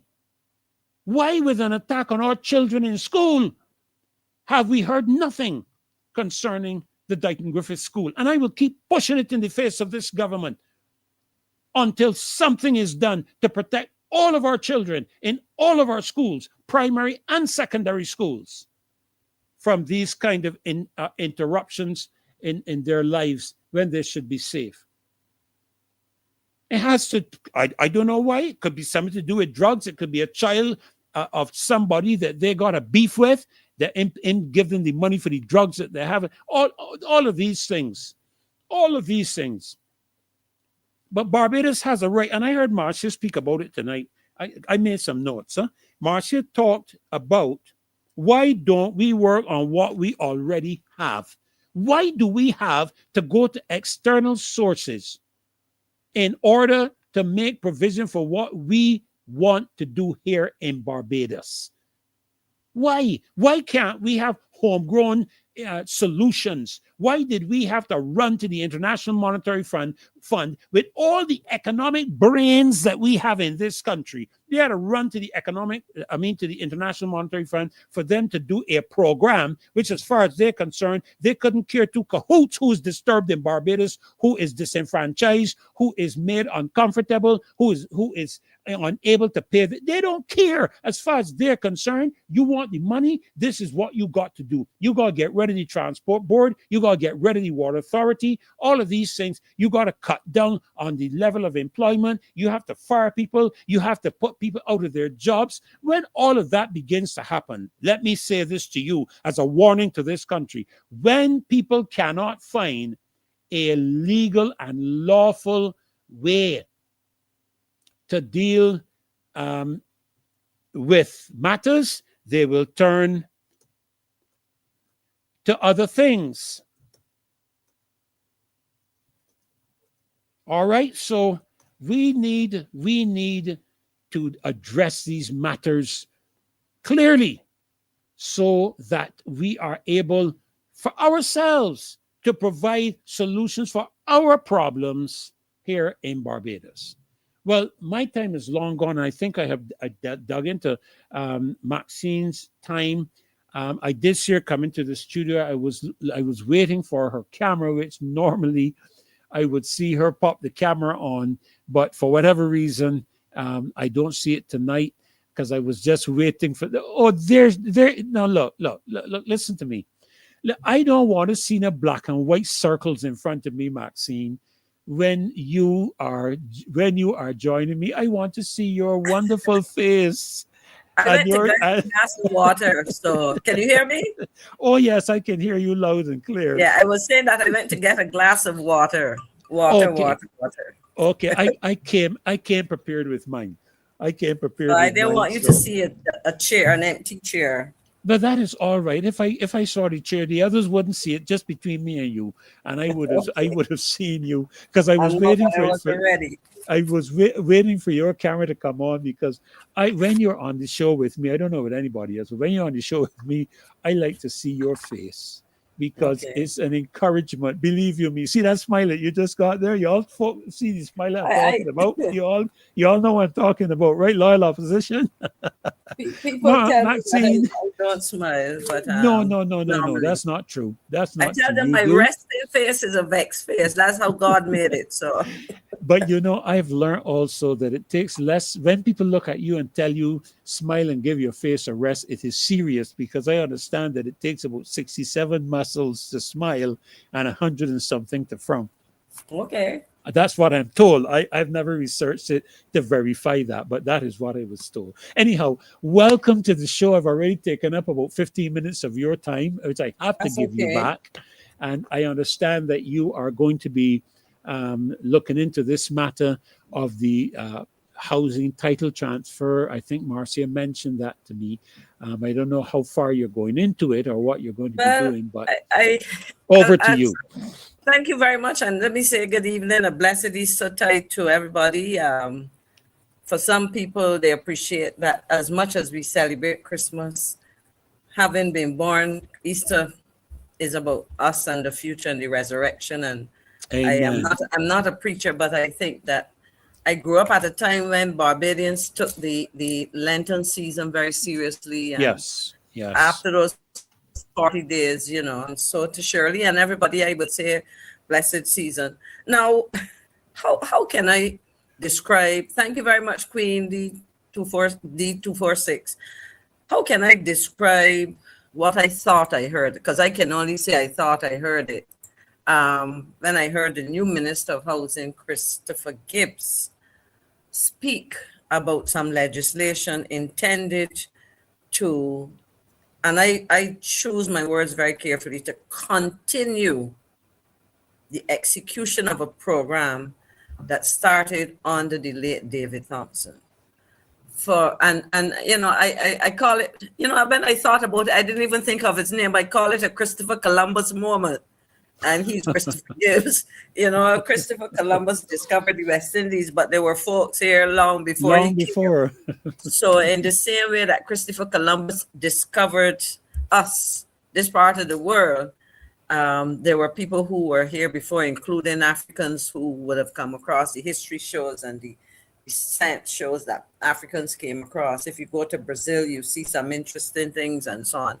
But I digress. But I really feel, and maybe, you know, when they say when you have a witness in court and that person, unfortunately, is not easy on the eye, they often get a heavy penalty. So I cannot let the minister's good looks confuse my head.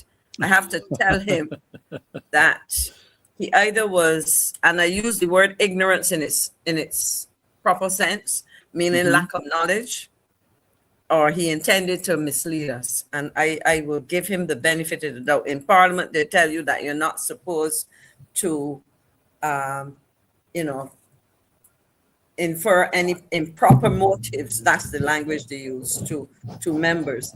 So I really believe that the minister either forgot, he didn't do his research, Or maybe he was misled by somebody else. Exactly, I would say, or he was misled by somebody, grossly misled. And I want to say that whatever the government does now to complete, and I stress the word, and let me say continue and complete, because until it's complete, it's a continuation of an initiative that came out of the plans of the administration of David Thompson. So we go back to 2008. And if people go and look at the budget speeches, etc., you will see that one of the housing plans, there was a housing every last person. That was the focus. And I came across this just minutes before I turned on my computer. In fact, I found this to be, I was sitting having dinner at my sister, and I came across this. And if Dave would scroll down, this is one of two pieces that I will share with you for you to, and many people remember the articles. And this is an article submitted by Stephen Williams. I can identify 3 or 4 persons with the name, so I don't know who this Stephen Williams is. But it was speaking of the story of housing since 2008. And this is what the person said, and I will read it. When the new government took over, the story of housing since 2008, when the new government took over, needs to be trumpeted. It is a success story, and one that should leave the BLP hanging their heads in shame. After the mess they left at the NHC, Warrens, Coverley, Buckley, and the housing sector in general, take about Michael Lashley. Now, I show this because, interestingly enough, the much then beleaguered Minister Lashley is now what I call the de facto Attorney General. And for those who don't like to hear non-English expressions, de facto means the non-official, because we have an Attorney General and we have a Minister of Legal Affairs and what? Criminal justice or something like that? Criminal justice.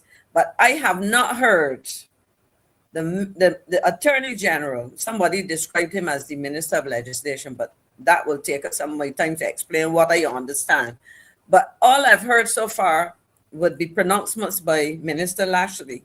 But Minister Lashley would have been a Minister of Housing and Lands under the administration. And at some point when he was minister, he would have had oversight and responsibility for the 20-year program, as it was called. Basically, that 20-year program, which is what the new Minister Gibbs is talking about, is a program where the then Democratic Labour Party administration indicated that when you did an analysis of the rents paid by tenants of government units, whether it would have been in the Deacons area, you know, you have several housing. You have in that Deacons area in the St. Michael Northwest. Yes, And yes. ironically, that and the Pine Housing area and over here in St. James, South in Thorpes, etc. Those are, and then there's Christchurch you have in, was it, there are a couple in Christchurch, Wharton and so on, but I will come back to those. But ironically, there are two things that I would say in relation to what I heard in Parliament. So if the minister in a parliamentary group briefing had spoken to his two former Democratic Labour Party ministers, namely Minister Lashley and Minister Christopher Sinclair, he would have been, unless they have forgotten conveniently things that they were significant architects of, or they certainly were major players in the crafting, because one was the Minister of Finance, the other was the Minister of Housing for some time. You must, sorry to interrupt you, Maxine, No, but you must remember the last decade. So they can't, I mean, you know, this is so something they lost details of what happened during that decade. The lost, yeah. Lost memory. Yeah, yeah. You know. Well, life has a way of playing games on us. I'm telling you. You know, it's interesting because, and the critical thing is that Minister Sinclair would have been the minister for St. Michael Northwest, where you have the farm deacons, and there are a number of those government units where, if you look at the totals, because the St. Michael, what was the position, was the St. Michael's Southeast, and anyway, the constituency represented by the Deputy Prime Minister is perhaps the largest in terms of units when you add them up. But the point I'm making is that this project began in very early days of the former Democratic Labour Party administration. And it goes before that, because while the DLP decided, and I started to make the point that when you looked at the rent people paid over 20 years, and you put a valuation to the units, essentially persons would have paid the value. So in other words, if you were buying it, paying a mortgage, you would have owned it. And the government took the position that, look, this is a way of enfranchising, because we talk a lot about economic empowerment and economic enfranchisement. This is a way of giving people an asset that has value. Because if you pay rent, the rent is dead. That goes to the property owner, in this case, government. But if you are owner of the unit because you had paid so much overtime, then it became an asset that you can either bequeath to generations below you or use it as collateral or whatever, and certainly have the opportunity to own something. Ironically, prior to losing office in 2008, the then Barbados Labour Party government had decided not to hand over or give the units, but to sell them. So people had actually paid down payments on units that they later were able to own. You could also, if people remember, and if I had time, I would have searched for it to find it. But here in St. James South, which is represented, that's where I live, not too far from Thorpes, where we have some of these units. The then minister before the last election would have been speaking either in an estimates and or budget debate about issues delaying the handing over those units. So, if you scroll down a little bit, Dave, I don't know if they would have referred to these units in here, but if you look at it, it was part of a comprehensive housing initiative undertaken, and it was not one that applied to 10 or 20 units. There were thousands of units involved, and therefore to behave, because I can only use the language. In fact, one of the things I did, I deliberately went and did a Google search on these housing units, on this 20-year plan, and what came up based on how I worded my search, it sounded as though this thing began in 2026 with this legislation. So I would like beyond sharing what was said, this is somebody's opinion of the minister and the work that was being done by his administration, the government of which he was a part in relation to housing. There is a 2013, 13 years ago, almost a decade and a half ago, a piece of legislation, and I'd sent it to Dave if he can find it and put it up for me, because what it says to us is not only, this was not something that the government talked about doing. It was a project, it was an initiative that was actively being pursued. There are Barbadians prior to 2018 who have received the necessary documentation to certify that this is it. There were some issues around some of the units which were being resolved, whether it had to do with extensions built onto units, whether it had to do with issues relating to the electrical wiring, etc.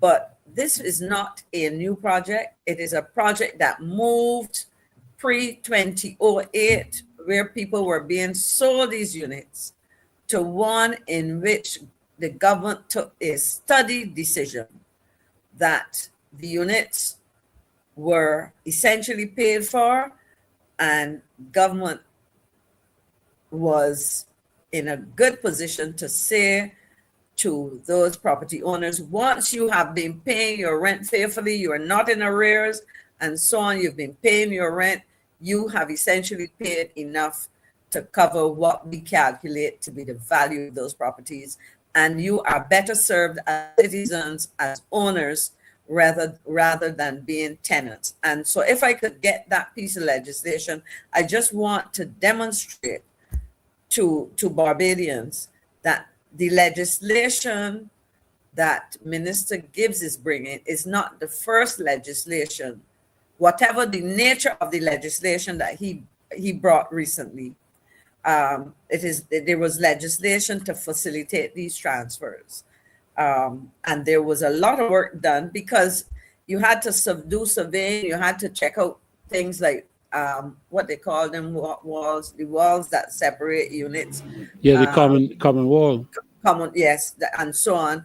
You had to look at things like wells and make agreements. So, and there were thousands of units, because somewhere I could go back and find a document to show how many units, how many locations there were, how many units there were in each location. Information was presented in Parliament, out of Parliament, on the numbers transferred over time. So I suggest to the minister, as a new minister, one way of protecting your personal integrity is to recognize what people use conveniently when it suits their purpose. That government is a continuum.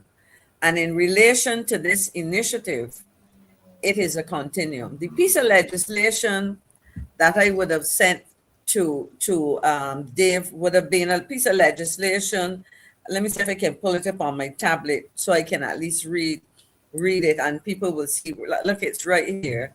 It's called National Housing Corporation Transfer of Terrace Units Act 2013-1. And it starts. So I have sent Elliot Belgrave, Governor General. There it is. Dave has it. And he probably enlarging it a bit. Yes, if he could enlarge it a bit, it would be nice. Yes, there we go. Yeah. Mm-hmm. So then you have it, National Housing Terrace Units Act, and it explains that this an act to provide for the transfer by the National Housing Corporation to its tenants of ownership of certain terrace units that satisfy the requirements prescribed in this act for transfer, commencement 17th of January 2023. And it goes through the unit. And then it says, for example, transfer of ownership, which is really section 3.1 of the legislation back in 2023. And it says the National Housing Corporation may go a little further down, Dave, beyond the interpretation. Okay, there it is. There we are. Yeah. The National Housing Corporation may, subject to subsection 3, transfer ownership of its legal estate in a terrace unit to the tenant of the unit where, and they set out the following conditions. The tenant satisfies the following terms and conditions, is in good financial standing with the corporation in respect of the unit, has resided in the unit for 20 years, or has discharged the obligations of a tenant for that period, and will pay such legal fees and expenses that are connected to the transfer. And so that I think is illustrates, if you go down a little further, but that okay, let's stay there. For example, those points along the unit included go down a little further. Now, having shown those there, because there's some additional information which says the unit, including any extension to the unit, has been certified as structurally sound. So it noticed that the legislation also made provision for some extensions, has been certified as structurally sound by an engineer who is registered, etc. Does not restrict access to areas used legitimately in common with tenants, etc. So when you go and you read this 2013 piece of legislation, and interestingly enough, I think that would have been early in 2013, we are talking about these units that Minister Gibbs is talking about, that Minister Sinclair and Minister Lashley were party to this, and they are now party to the legislation. So they, unless they're suffering from amnesia, both of them, or dementia. I certainly don't think it's dementia or Alzheimer's, because they haven't seen any exhibition of that or heard any such thing. They can help. If I got your weight, if it has not been, I don't know if it's been debated in the Senate as yet. It might have been, but if it hadn't been debated, I would have loved to hear the Minister of Foreign Affairs and Foreign Trade, if he was present, speak to the bill, if at all, because as I say, he isn't going to say anything against it, Maxine, because the provision for opposition in this administration does not exist. People have to toe the line. Yeah, but you see, there's one thing about, and I use the word opposition, but if you are clarifying, you see, there has to be evidence for me of some kind of personal moral compass, some personal standard of ethics, etc. That you have to tell people there's some minimum, that you have to observe. And if people are asking you to jettison that, then we have a problem. But I just thought it necessary to clear that up, because at the heart of, we can't have history being remade, because that's the best way you can look at it. We can't have people remaking history, and to ignore all the developments that took place. I mean, when I speak of this, I don't start in 2008. I have to go back to 2005 or 6 or 7, whenever it was the government made a decision to transfer these units. But the difference between the two administrations, one was selling, and some of these units would have been sold for as much as maybe $60,000, $70,000, $50,000, $40,000, depending on where you were. I mean, I am relying on memory, but if I overstate the figure, I can always come back and say the upper limit that I referred to was inaccurate. But I can tell you, because I remember speaking to a lady who worked in a house near to me, coming to me to talk about financing that because of my association with the credit union movement at the time, So I and this, she wanted advice as to how best to go about it. She also came back later and told me, you know what? She then became an owner, So this is not something that I am speaking of. Some of that discussion, as I said,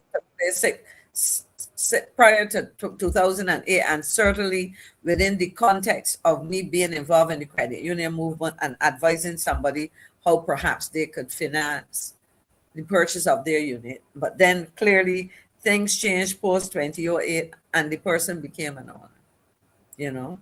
So I hope that in sharing this information with the loyal opposition and with the people of Barbados and whoever watches this show, because we go across the world, what we need to appreciate is the importance of being factual, you know, and not creating history when we suit us or neglecting. There is absolutely nothing wrong with admitting or stating, because it's nothing to admit, it's just it's a fact.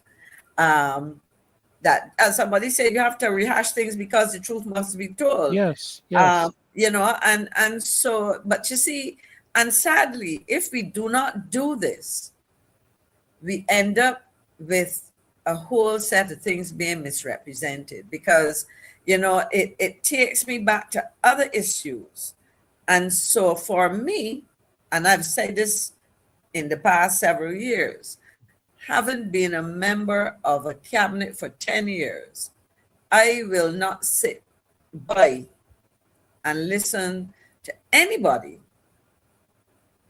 you know, whether it is a citizen who thought or who thinks that he or she has things factually correct, or it is the prime minister or any member, in this case, of her cabinet, or any future prime minister, or anybody who wants to have a life misrepresent the facts or seek to remake or rewrite history, because it serves nobody good, you know. But the beautiful thing about how the public service works, notwithstanding our concerns about red tape and so on, is the system tends to keep information, the system of generating files, etc. And that fake news, Patrick S7R, is something that we will have to continue to debunk. I do not use the expression that they use, because I was never lost. It was never lost. In fact, one of the things, and this illustrates it, and what I will do is I cannot resist asking Dave to go back to that article he put up first so I can read a couple more paragraphs of it. Because you see, if we do not tell people, I mean, take a 20-year-old or 25-year-old who 7 years ago was not part, you know, was not paying attention to these matters, and he or she listened to a news item on the radio.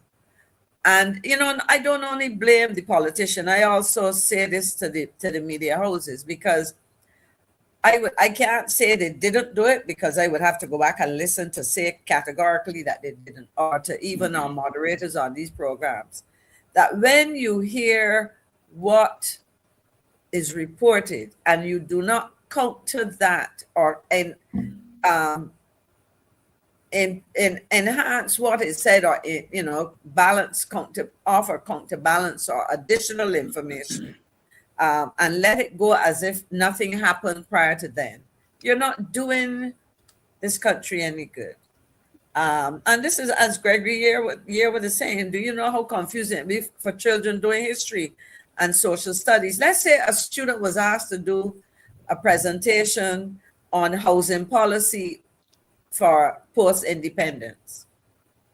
Post-independence covers both political administrations and multiple ministers and multiple policies. But if you cannot find it, or if you do not see anything that balances that, or anything that gives you a hint that you need to go and dig further, you have a problem. But let me just scroll down a little bit, because it'd be interesting to hear how they treat these things. Look at the wonderful work. Now, this is somebody writing, and I would read it. Look at the wonderful work done at Country Towers, Tweedside Road. People remember that was something that had been abandoned for what? Coverley Work, Ruby, Marchfield, Woodburn, Foursquare, 6 Roads, Lancaster, Cherry Grove, Vineyard, Parish Land, West Terrace, etc. So I would just simply say there's a record, and there is no value to anybody, B or D, seeking to diminish or erase a record, it is there for history. It'd be interesting to know what has happened with this plan to offer the low-income land programs, because I know one of my colleagues, and I will call his name, former MP for St. Lucie, Dennis Kelman, always talked about the need to give people options. Everybody did not want to buy a house. Some people wanted land because they had their own ideas of what they wanted to build, how they would build it, etc. So, all these new ministers, they would be advised, if they want to hear from an oldster like myself, there's no advantage to pretending that anything existed before your time. And it is to your advantage to paint a realistic picture, because when people seek to expand and expand, as they say, to expand is to expose. And you don't want to be exposed as somebody who was lacking in knowledge, or who, in the face of knowledge, opted to misrepresent by omitting. So I would pause there. I don't know if you have anything, Pastor Ferdinand, to say about that. Well, while you've been speaking, Maxine, and my mind is processing so many things, because, as you would be aware, if you were listening to the show before you came on, I was addressing the cybercrime bill, and this aspect that the Prime Minister was talking about, protecting our youth and so on. And I believe this is one of the reasons that she wants to have this bill put in place that will, in a sense, restrict access to information that is recorded in history, that people can pull up. Now, I may be wrong, and I don't want to unnecessarily accuse her of anything, but it would just seem strange, because listening to her rhetoric concerning things like opposition, because whenever you say something and somebody opposes it, I have found in my life that when I receive criticism or opposition, it gives me opportunity to analyze what I am trying to put forward or whatever. And in a large degree, I benefit from it, because then I begin to discover, oh yeah, really, I didn't realize that, or shoot, I missed this, or something of that nature. And I can't help but think it is almost as if this administration, I'm going to broaden it that way, is attempting to leave a legacy that points only to this era and does not engage anything prior to here. Now, while you were speaking, I went back and I asked, I have to turn to technology to help me. I was not the most brilliant political student back in the days of Tom Adams. I was a young child, now growing up under his administration. But Maxine, I asked some questions. The National Housing Corporation Transfer of Terrace Units Act 2013 was enacted on the 14th of January and came into force on the 17th of January 2013. But they actually indicated that there were earlier foundational laws that were established in order to give context to the National Housing Corporation that went as far back as the Housing Act, Caption 226, implemented on the 1st of April 1973. So that if the minister, I don't understand it, because if I can do this, Maxine, you looking at me sitting in my space with a phone in front of me that I can Google or chat GPT or AI or whatever you want to call it, and do my research without asking Tom, Dick, or Harry a word. And what I'm looking at is that act created the NHC and gave it authority over housing development in Barbados. Even before the 2013 Act, in 2003, government introduced a sale program for tenants. And in 2008, Cabinet approved, I think this is what you were talking about, a 20-year divestment policy or free transfers for long-term tenants. These were policy decisions, not full legislation, so the 2013 Act was needed to formalize and standardize the process. But good there, Maxie, if I can sit down here and do that, you mean to tell me that the Minister Gibbs can't have done that? And instead of coming out and embarrassing himself and embarrassing the administration, because there are people, I'm sure, in the Labour Party that would remember every single thing you were talking about. If we were to even set aside Chris Sinclair and Michael Ashley, there should have been people who would have been there to advise this young man concerning earlier policies and foundational policies that were put in place. And it says here the bottom line was that in 1973, the NHC was created under the Housing Act. Between 2003 and 2008, policy programs were introduced for tenant ownership, and 2013, the legislation framework was enacted for transfer of title. So, it is, I got to choose my words so carefully. It's ridiculous to suggest that this is some brand new anomaly that has come out of, political election promises and that kind of stuff, when all the work that you've talked about has already. I mean, you are calling developments there almost non-stop. And I think the writer of the article came to the point where there were so many, he just said, etc., because he couldn't go on naming all of these things. Now, I mean, it's like, goodness gracious, man, do some research. You're muted. No, I think there seems to be a studied position taken. And I'm trying to remember if you made the comment or somebody put it there, that you want to erase pre-2018. And I would say to Prime Minister Montley, if you and your cabinet and your government and your political party considers this to be a sensible position, rethink it again. To the extent that you were minister, I mean, I sit down and I recall the Prime Minister as Minister of Education and all the issues around edutech. I remember the Prime Minister as Minister of the Attorney General and the issues that occurred under her administration, her time as minister. I remember her as Minister of International Business, I think it was, and that was one of the latter portfolios that she held. But the question you ask yourself, are you erasing yourself as well when you seek to ignore these things? Correct. I mean, if I was given a student a ride home from church this afternoon, and when I dropped him on campus, I mentioned to him my long association with UWI, and the beautiful thing about it is that if anybody wants to talk about UWI, I mean, I can relate to Barbados from as early as when it comes to issues of politics. What year did JFK, John F. Kennedy, get assassinated? That was 1960. 1966, I think it was. 66. That would have been just before he left St. Stephen's. I think it was 1966. I remember that day. I remember how the weather changed. Turned ugly. Yes. The day turned ugly. Yep. I remember,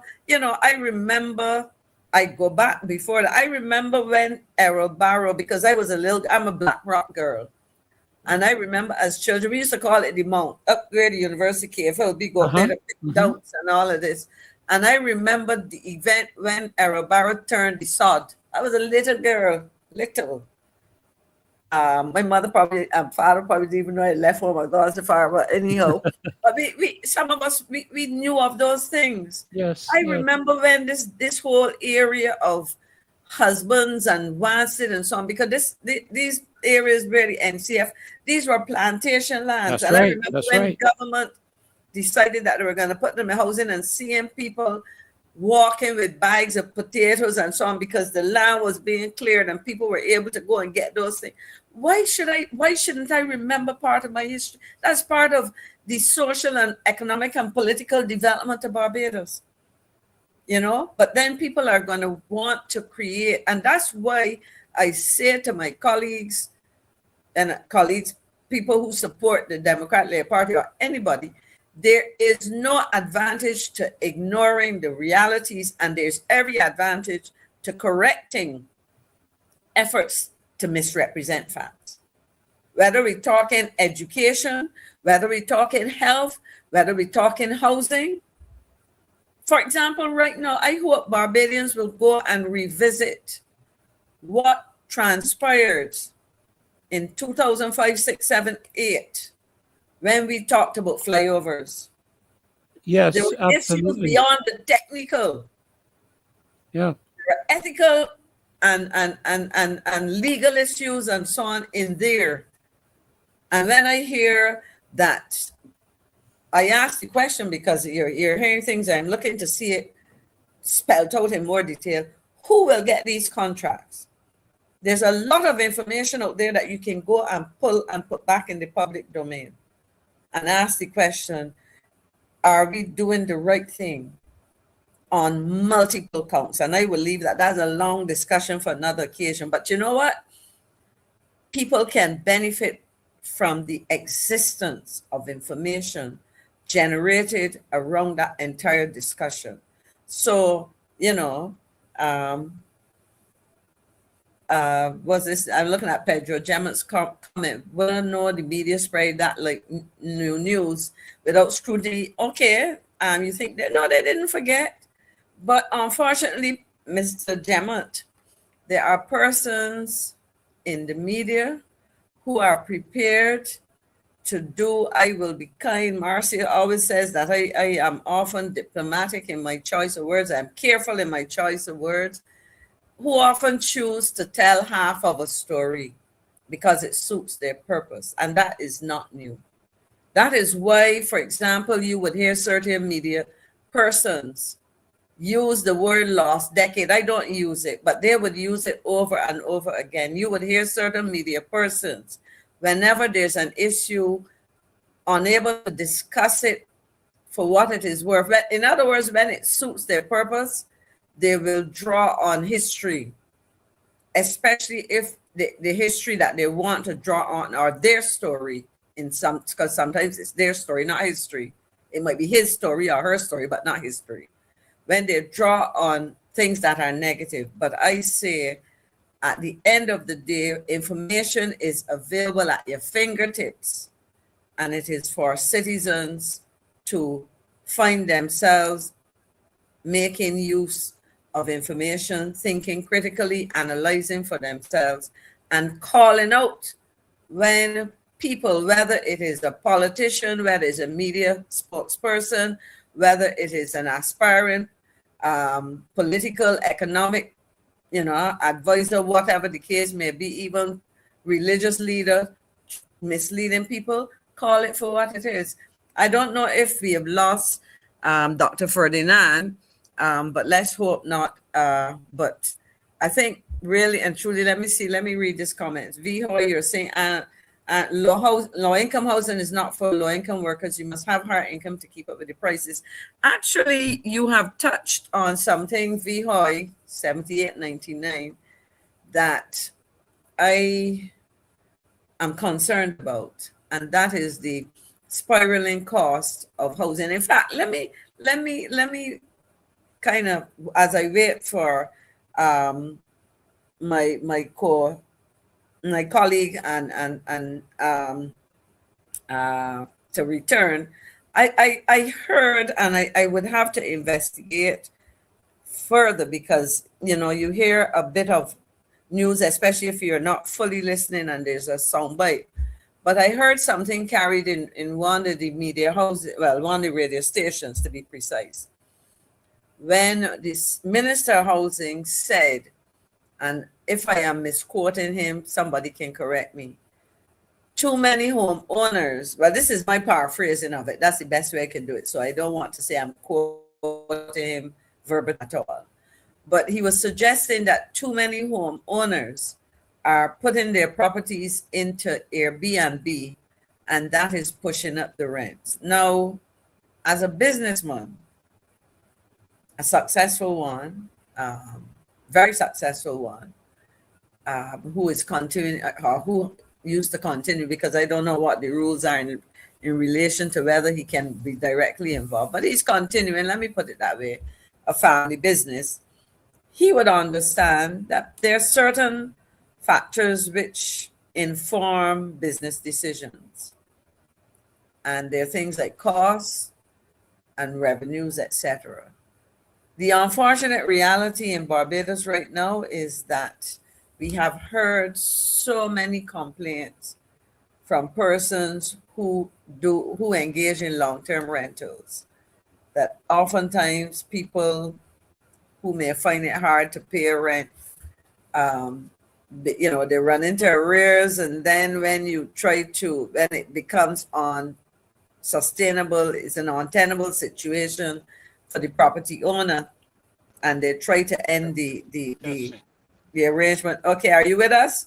I just heard a bit of. I'm not seeing you, but I'm hearing you. Okay. Are you hearing me? Mm-hmm. I am hearing you, but I'm not. Your camera is not. They're not letting us see you. But I was talking about, until I waited till you came back. Another issue that came up on the housing. Okay, there you are. Yes. And sorry about the noise, but we have some young people in this neighborhood who decide that whether it's motorbikes or revved up, amplified mufflers, that they need to disturb the neighborhood. And on Sundays, in particular, around 3 o'clock, you used to have a procession. I mean, they would just go back and forth. So you may pick up some of that because I'm just hearing a vehicle going back and forth. Yes. So yes, are you?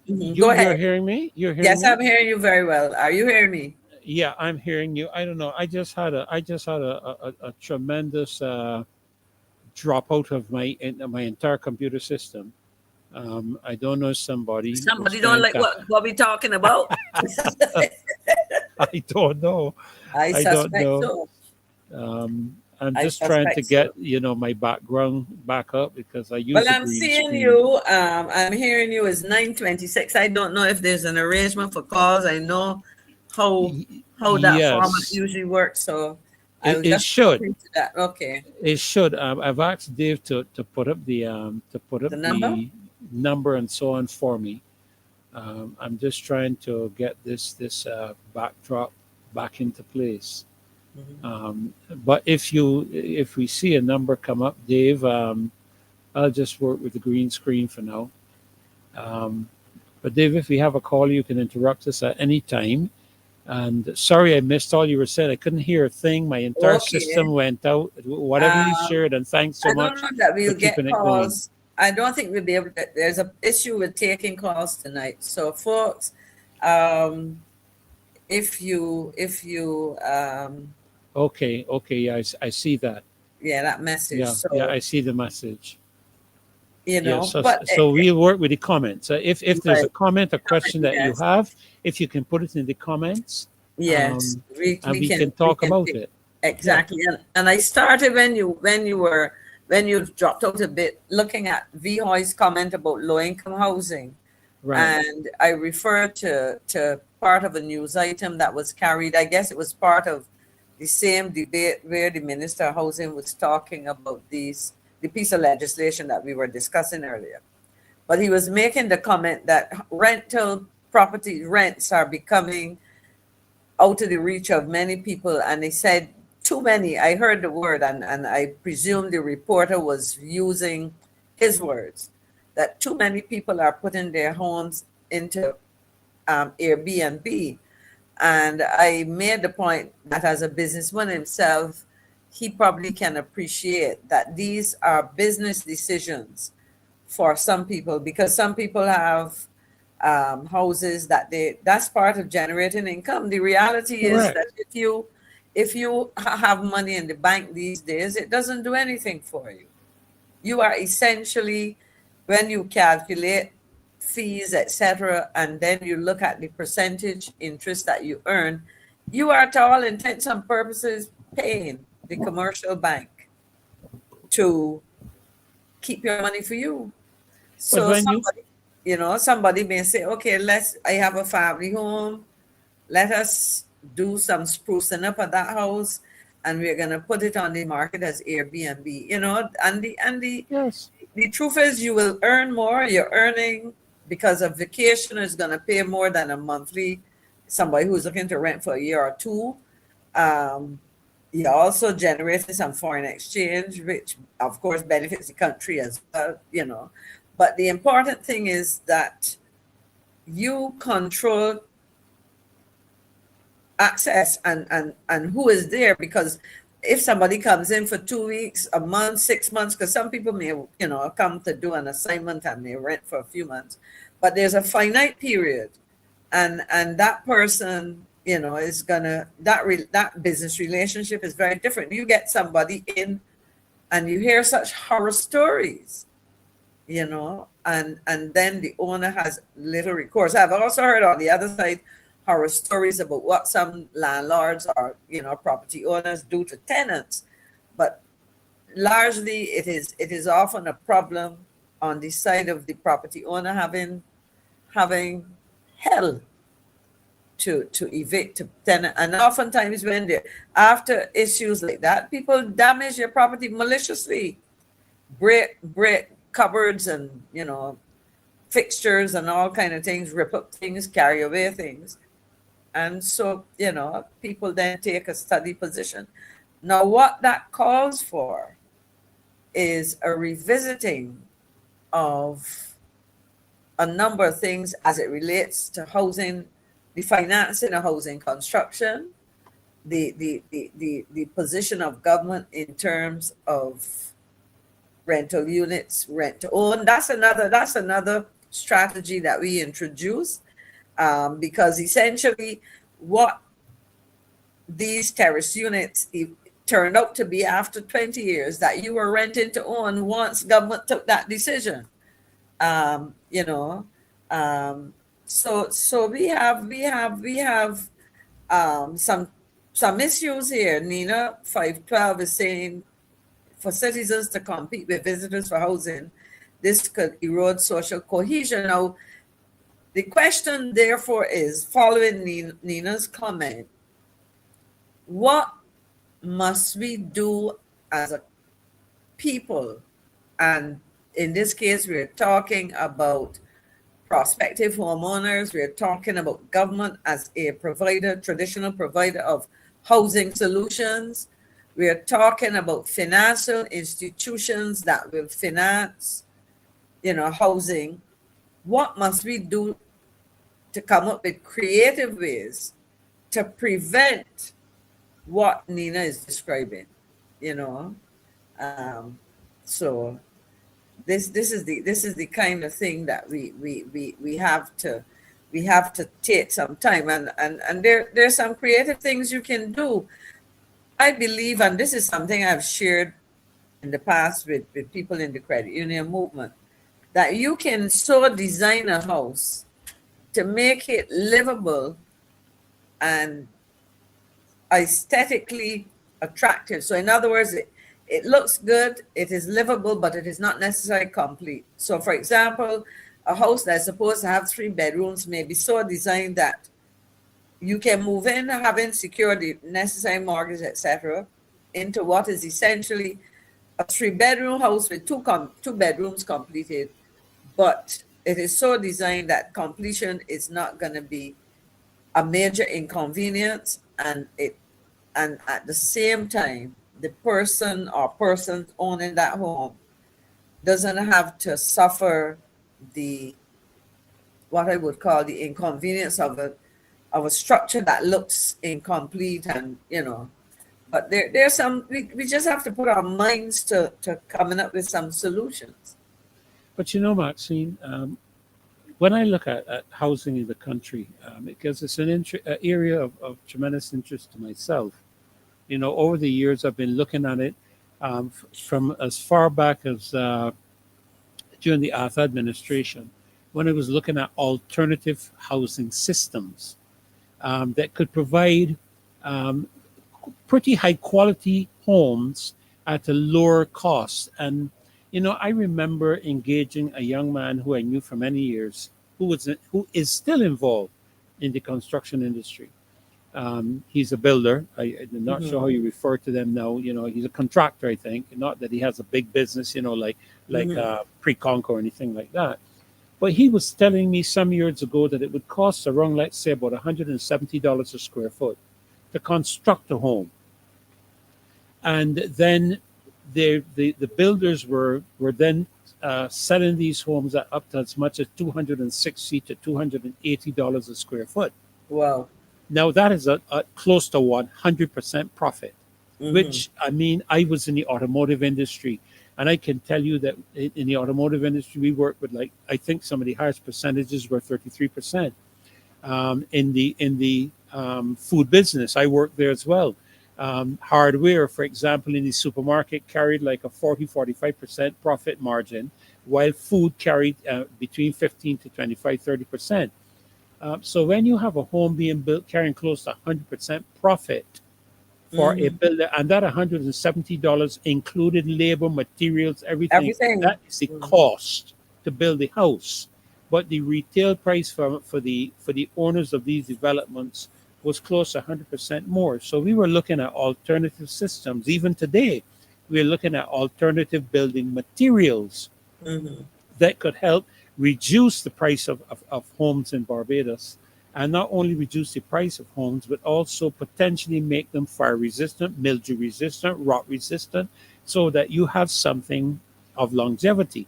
Now, I think it was this same administration that at some point in time, you can correct me, was trying to encourage Barbadians to build on a room to their home or something like that, to provide an Airbnb type of accommodation for people who are coming in. And I don't know if you've realized it, but many times when I go to the Hilton to drop my daughter off to work, I see a lot of people walking out. And I used to think they were walking out to go to the beach or something like that, but they're really walking out to go across the road to Sol, right, and to go buy food. So there obviously was a provision in terms of local accommodation with the average citizen to facilitate a cheaper rate of accommodation on a daily basis. And I thought the government had passed some legislation to facilitate that. And then I think recently they introduced something to tax those people or something along that line. I believe they did. But it's like, we are facing some very challenging times financially. I mentioned a little earlier, from our church perspective, we encountered people in Barbados who were trying to make a decision as to which child they were going to send to school this week. And if they were going to send the child to school or go to the supermarket and pay the electric bill, and at times we had to assist. I don't know if there are other churches. I would hope that there are other churches that will be engaging that from a social services aspect.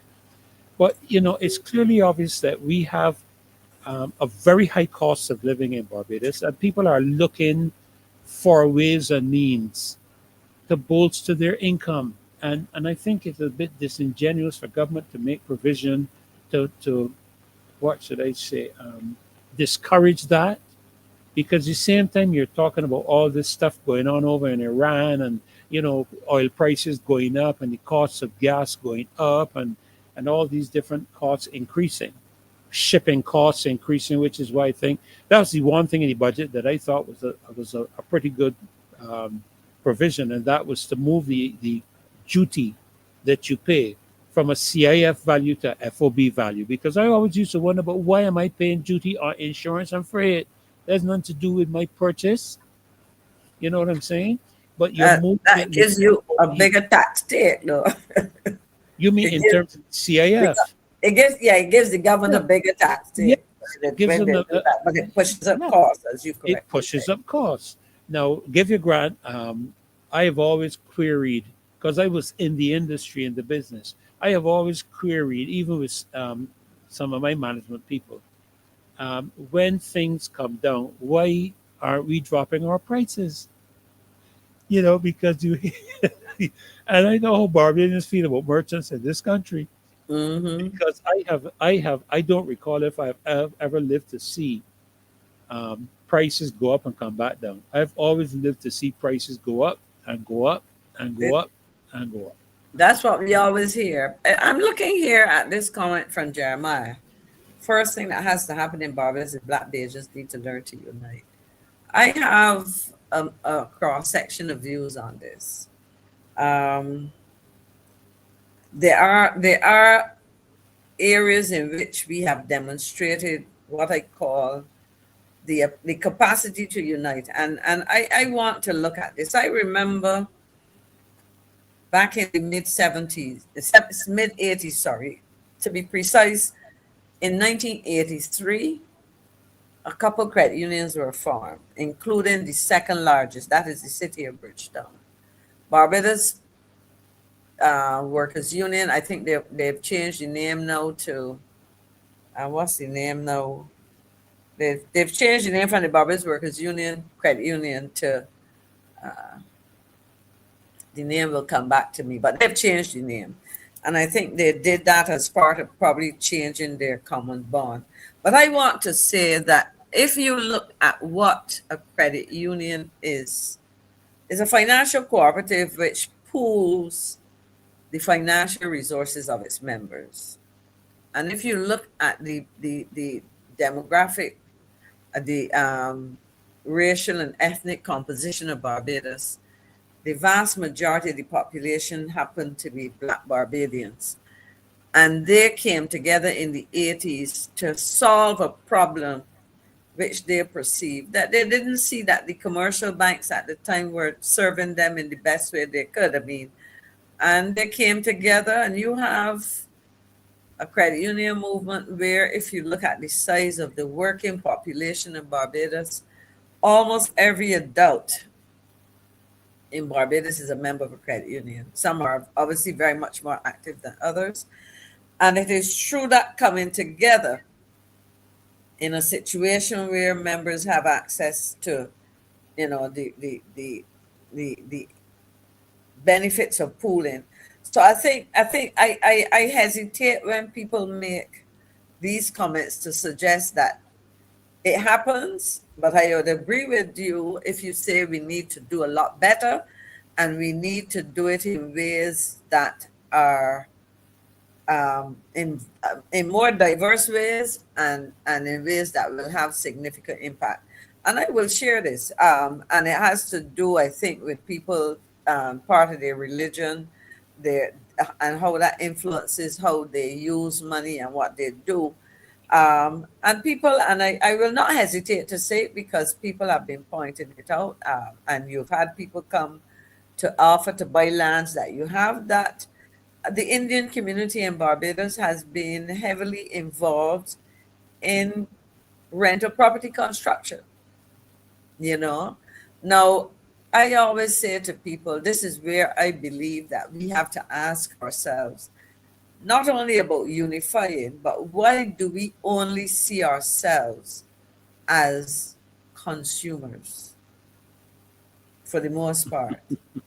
No, see, when you think about it, I mean, I remember, if I could step out of Barbados for a bit, there was something, and the records show that if I look at the United States consumer market, that Black Americans, African Americans, consume more per capita in things like toiletries and hair products and things like nail preparation, you know, your nail manicures and pedicures, etc.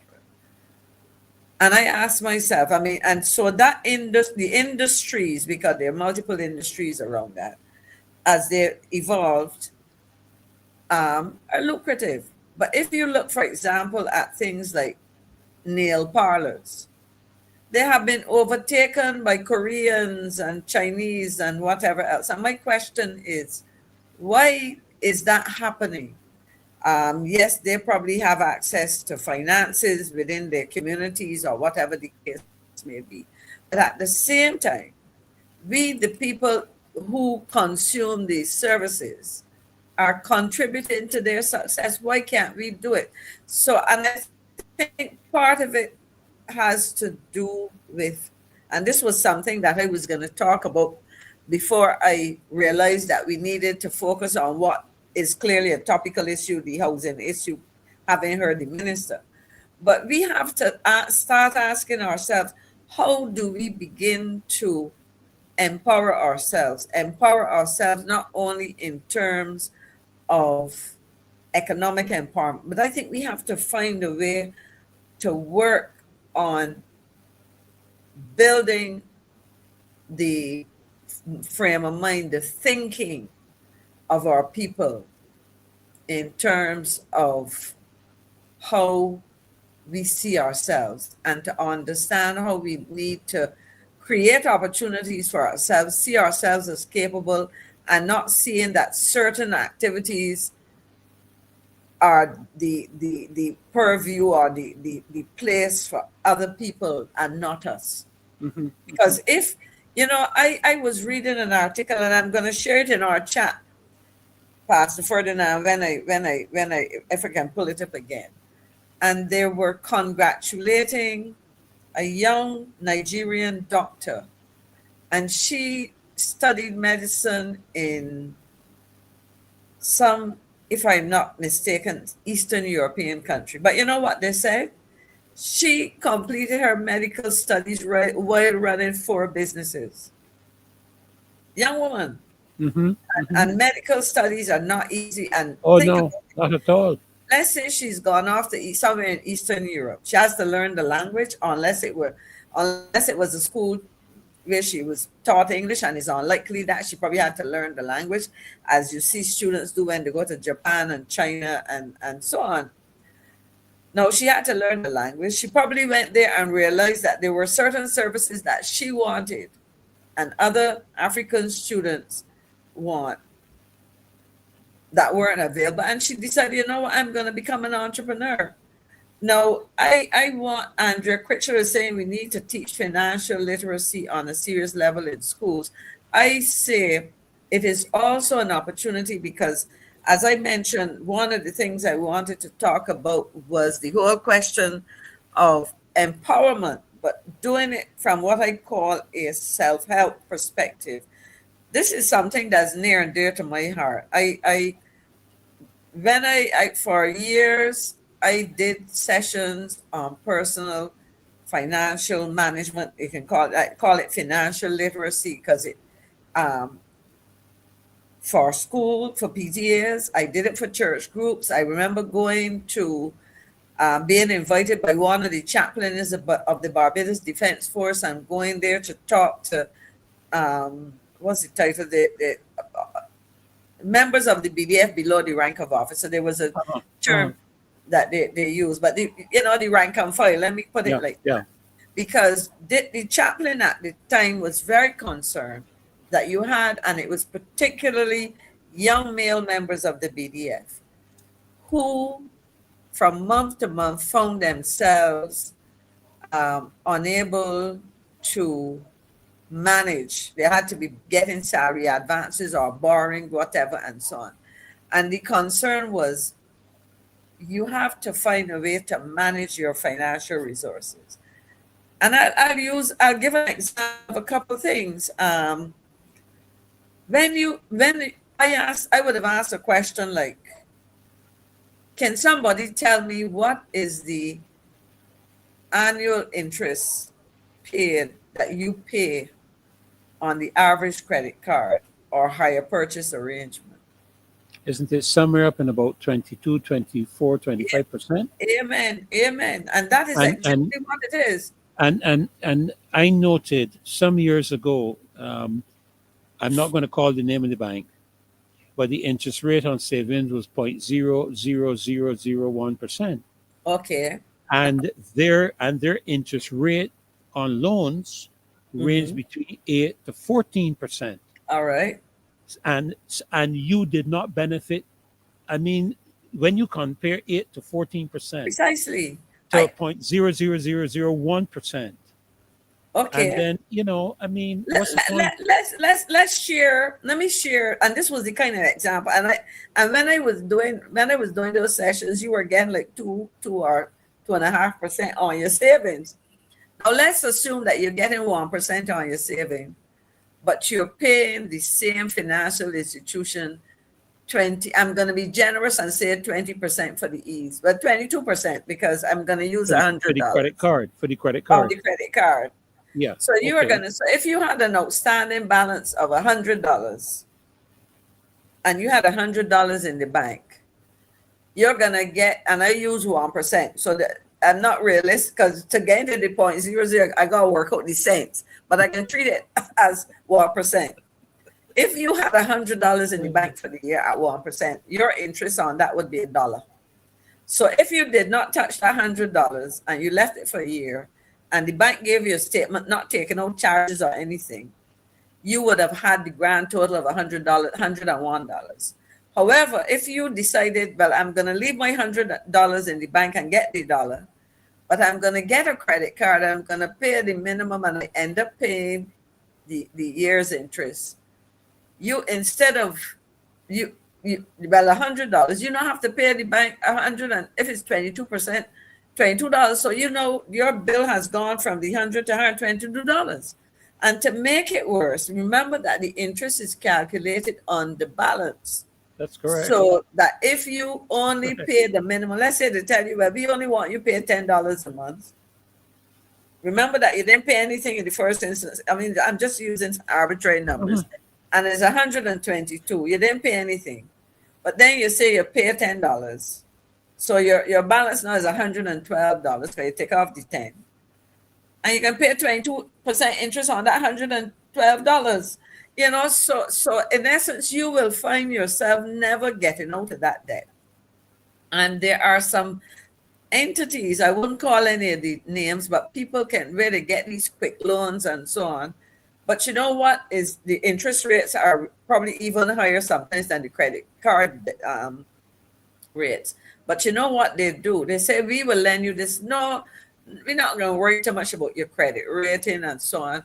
Once you have an employer who's willing to deduct our payments, we will give you the money. So I remember counseling an employee when I was in the Ministry of Foreign Affairs and Foreign Trade, who by the time that employee was finished, probably had less than $100-something a month to live on. And they had found themselves trapped in some of this, I call it easy loans. And I had to sit with the employee, work out how that employee could go to the credit union and do a debt consolidation and so on, pull it all together, pay off those what they call mercenary rates and so on, and then try to rebuild the person's finances. Because so there are a lot of things that we have to understand. And so somebody said, "Oh, I got credit card. I only pay the minimum." I said, "Well, you're burying yourself in debt forever." And it's those basic things that people. And the truth is, you can understand these if you want to, but I think there are some essential things that we also. The question was why we don't do it in schools. I taught my son about that when he was at primary school, because at the age of 1, my youngest brother gave him an account at a credit union. And every month I would save and I would talk to him. I reminded him it was my money though, that I would save. It was my money at that point in time. Because, children. But then I showed him how things like government paper and all of that, because I felt it necessary. Maxine, that is where the challenge comes, or should I say that is where the separation comes now. No. Because we were taught to save. We were not taught to invest. But there's a stepping stone, yes, true. Yeah. There's stepping stones in the process. But and I am not one to get into the racist issue, because I believe regardless of your color, you can make decisions that are going to be beneficial for that. And people do that across races. I'm not going to get into that. I'm not going to address that. But one thing I do know, and I will call his name because I think he's departed from us now. He's no longer with us. God rest his soul. Carl Williams. Carl Williams' father cut him out of his inheritance. I can't remember why. I had heard his story. gave him the tractor that we used to see sit on the corner of Lears. I don't know if you remember that old D6 or D5 or D7 tractor used to sit on the corner, right? That's what he got. But when he worked with that tractor, rather than taking his money and spending it, he took it and invested it. As he used to say, his mother told him to buy land, don't sell it either. Correct. Now, we teach our let me say, we were taught to get a piece of the rock that we could build a house on. We were not really taught how to develop past that process when it comes to real estate. And sorry to say, the white environment of Barbados, it has been more amenable in that area. Because if you recall, a lot of these stores in Bridgetown, you remember Fogarty, Cave Shepherd, Manny Wilkinson, and Challoner, I don't recall them being black people. But we did have a couple of stores on Broad. No, sorry, go ahead. We did have a couple of stores on Broad Street. What was the one right up on the top by the where the traffic lights is now? That was a black business owned that people used to go to for fabric. Annie Wilson. Yes. You also had on the other end of Broad Street, who owned the store that had the first escalator. I remember. Yes, I can't remember because his daughter taught me at secondary school, and it was anybody there will come back to me. Right.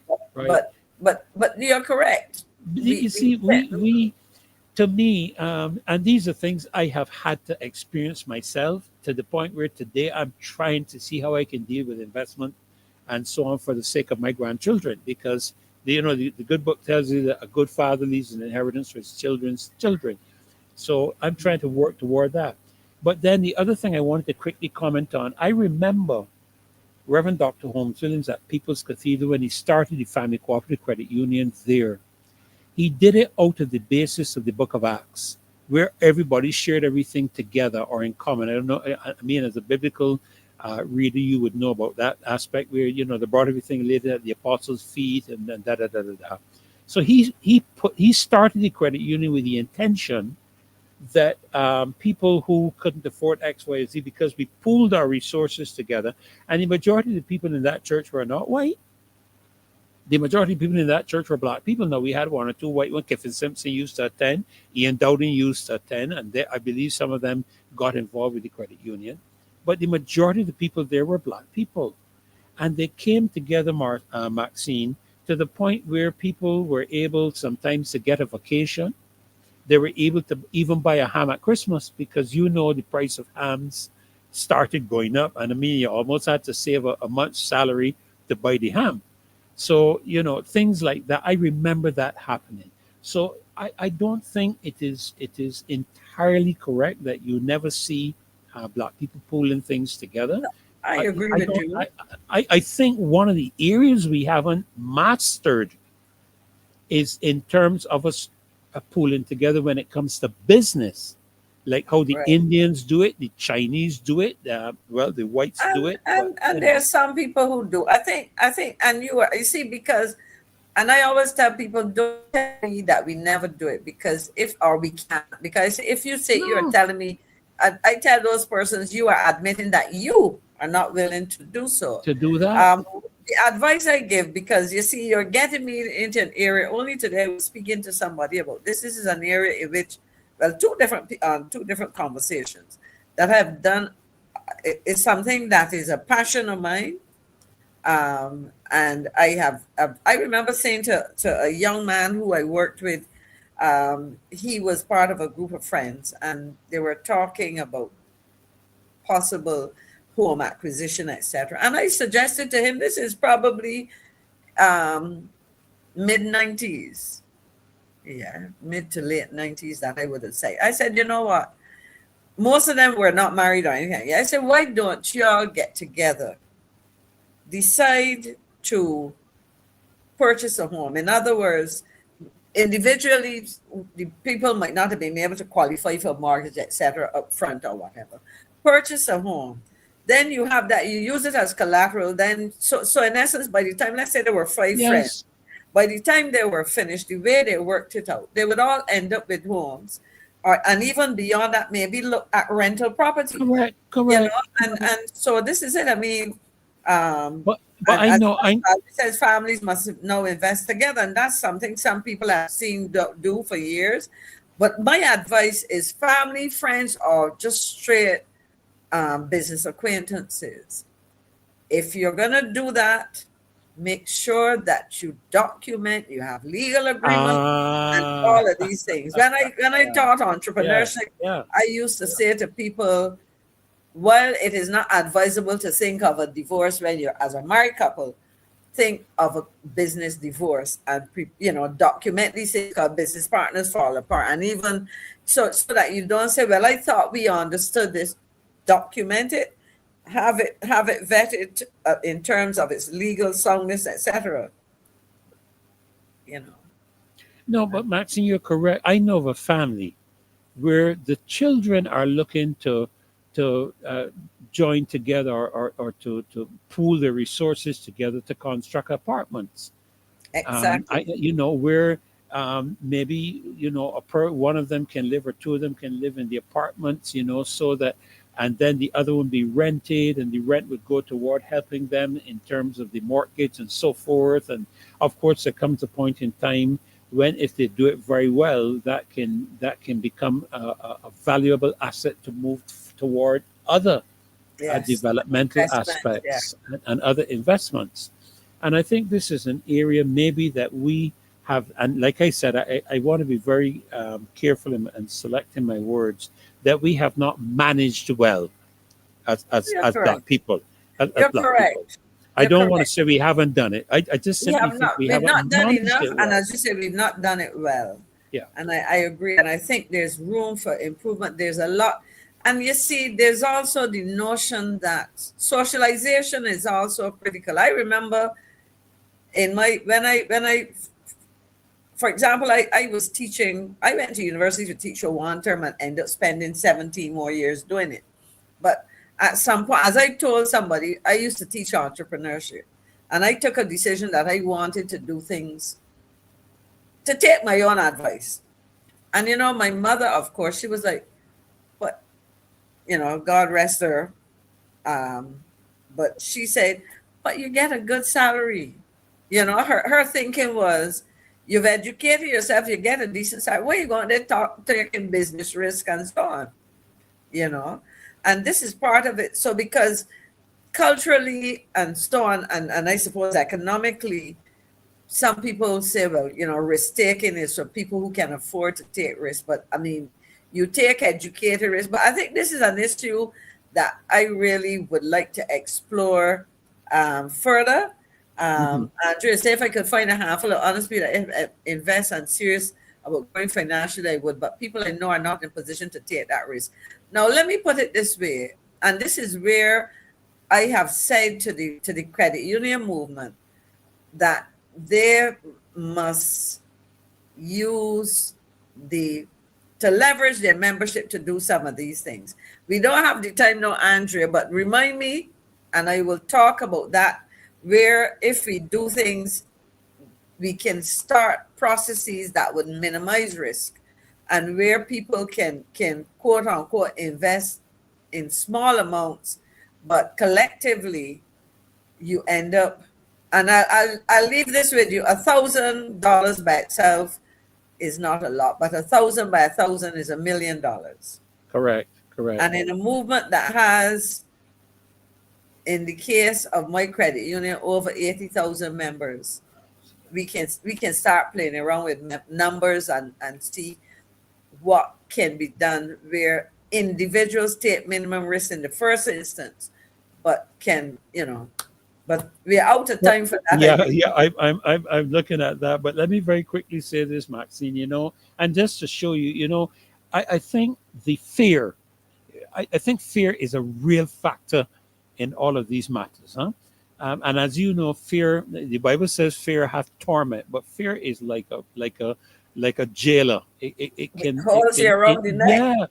Yeah, it can put chains around you and stop you from doing things that could be advantageous. I remember my nephew was involved with Bitcoin when it first started in Barbados, and they used to have an office somewhere there in that plaza on Hastings, next to Virgin Atlantic, where Virgin Atlantic has their office. Yeah. And I remember him saying to me one day, Uncle Ferdy, why you don't invest $1,000 in Bitcoin? Now, Bitcoin was $10 at the time, Maxine. And because I didn't know anything about it, a lot of what we see, for example, on social media, sometimes are just scams, and people are afraid because they've been hurt and they've lost money and so forth. And some of them are honest, but I dare say the majority of them are probably scams. And I didn't pay any attention to him because I thought, this thing with Bitcoin, this sounds scammy to me. It sounds too good to be true, blah, blah, blah. But Maxine, had I bought $1,000 of Bitcoin then, that it would be worth now $9,400,000 in my pocket. You don't know. You don't want to have to talk about how I feel now. Okay, we don't even have to get into that. I just think what should have you lost out already. No, but I think I can't buy a Bitcoin now. Bitcoin now is $94,000 or something like that for Bitcoin. But you see, and in a case like that, what I would say, and I go back to Andrea. Sorry to cross you. That's US dollars. Right. That's US dollars I'm talking about. I ain't talking about Barbados. This is 94,000 US dollars the value of Bitcoin now. So I would now have about $19 billion at my disposal. You would be my rich friend. But Maxine, I'll tell you the truth. We really need, and I hear what Andrea is saying, and what I'm going to say to you, Andrea, is to send Marcia a message on WhatsApp with regards to what Maxine was just sharing with you in terms of risk and that type of thing, that she can share it with Maxine, just so that she'll be able to prep some stuff with regards to this. But it's a very important aspect. I realize that risks, even Maxine, when we talk in terms of the church environment, we talk about faith. But of course, having faith is a risk because faith is the substance of things hoped for, the evidence of things not seen. So when you are exercising faith, you're exercising in something that technically doesn't exist. And there's a sense of a risk involved in that. But of course, we know who's the payout where that is concerned, and he can be trusted more than Europeans. Yeah, but no, I think that there are a lot of scams out there, as you say. But I think within the context, not even leaving Barbados, within the context of the kinds of goods and services that people need, we can create and we can use institutions. And I mean, I have always advocated this for the last 40 plus years that I've been around the credit union movement, that we need to move from because credit unions began as savings and lending institutions essentially. And the membership, because institutions, credit unions are also governed by strict legislation, but you leverage the membership. But that is, I am prepared to talk about it in a fulsome way in the future, because I believe that, and this comes against the background where there's a lot of liquidity in the banking system, and I don't want people come, and the financial services sector, I don't want people come to put their hand and tell us what to do with our money when we can sit down and craft out these and even say to governments, this is how we want things, this is how we want to be facilitated, but don't come and tell us what you want to do and put your hands on my money.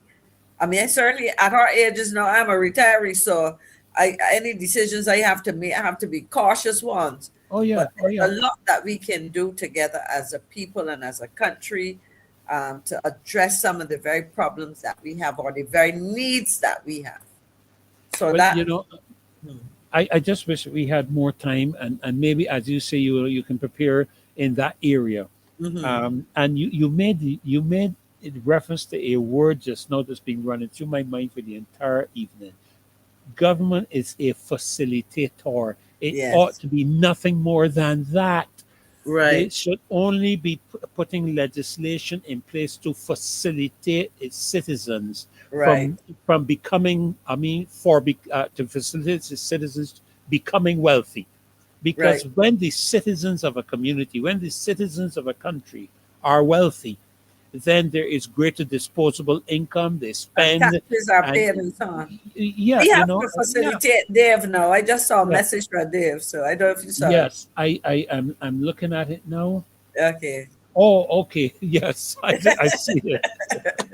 Yes, Dave. Thank you for sending me that message. For some reason, I thought they were already home. Yes. No, they were. But Yes. before you go, Dave, before we go, can you put up that flyer as we close tonight? Ladies and gentlemen, thank you so much for joining us. We really, really appreciate you being supportive of the show tonight. We know it's an unusual night. It's, Easter night. A lot of people are attending events and different productions and so on at their churches and so forth. And again, on behalf of Marcia and Dave, we want to extend happy Easter to all of you.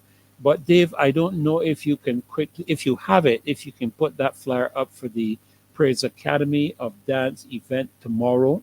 It's at Praise Academy on Cullimore Rock. I believe it begins at 6 o'clock, if my mind serves me correctly.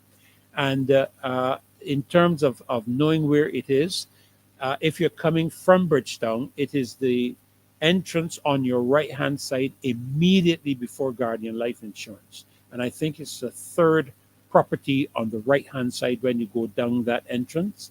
If you're coming from up, that would be Wildy, from Cherish, from that direction, it would be the first entrance immediately following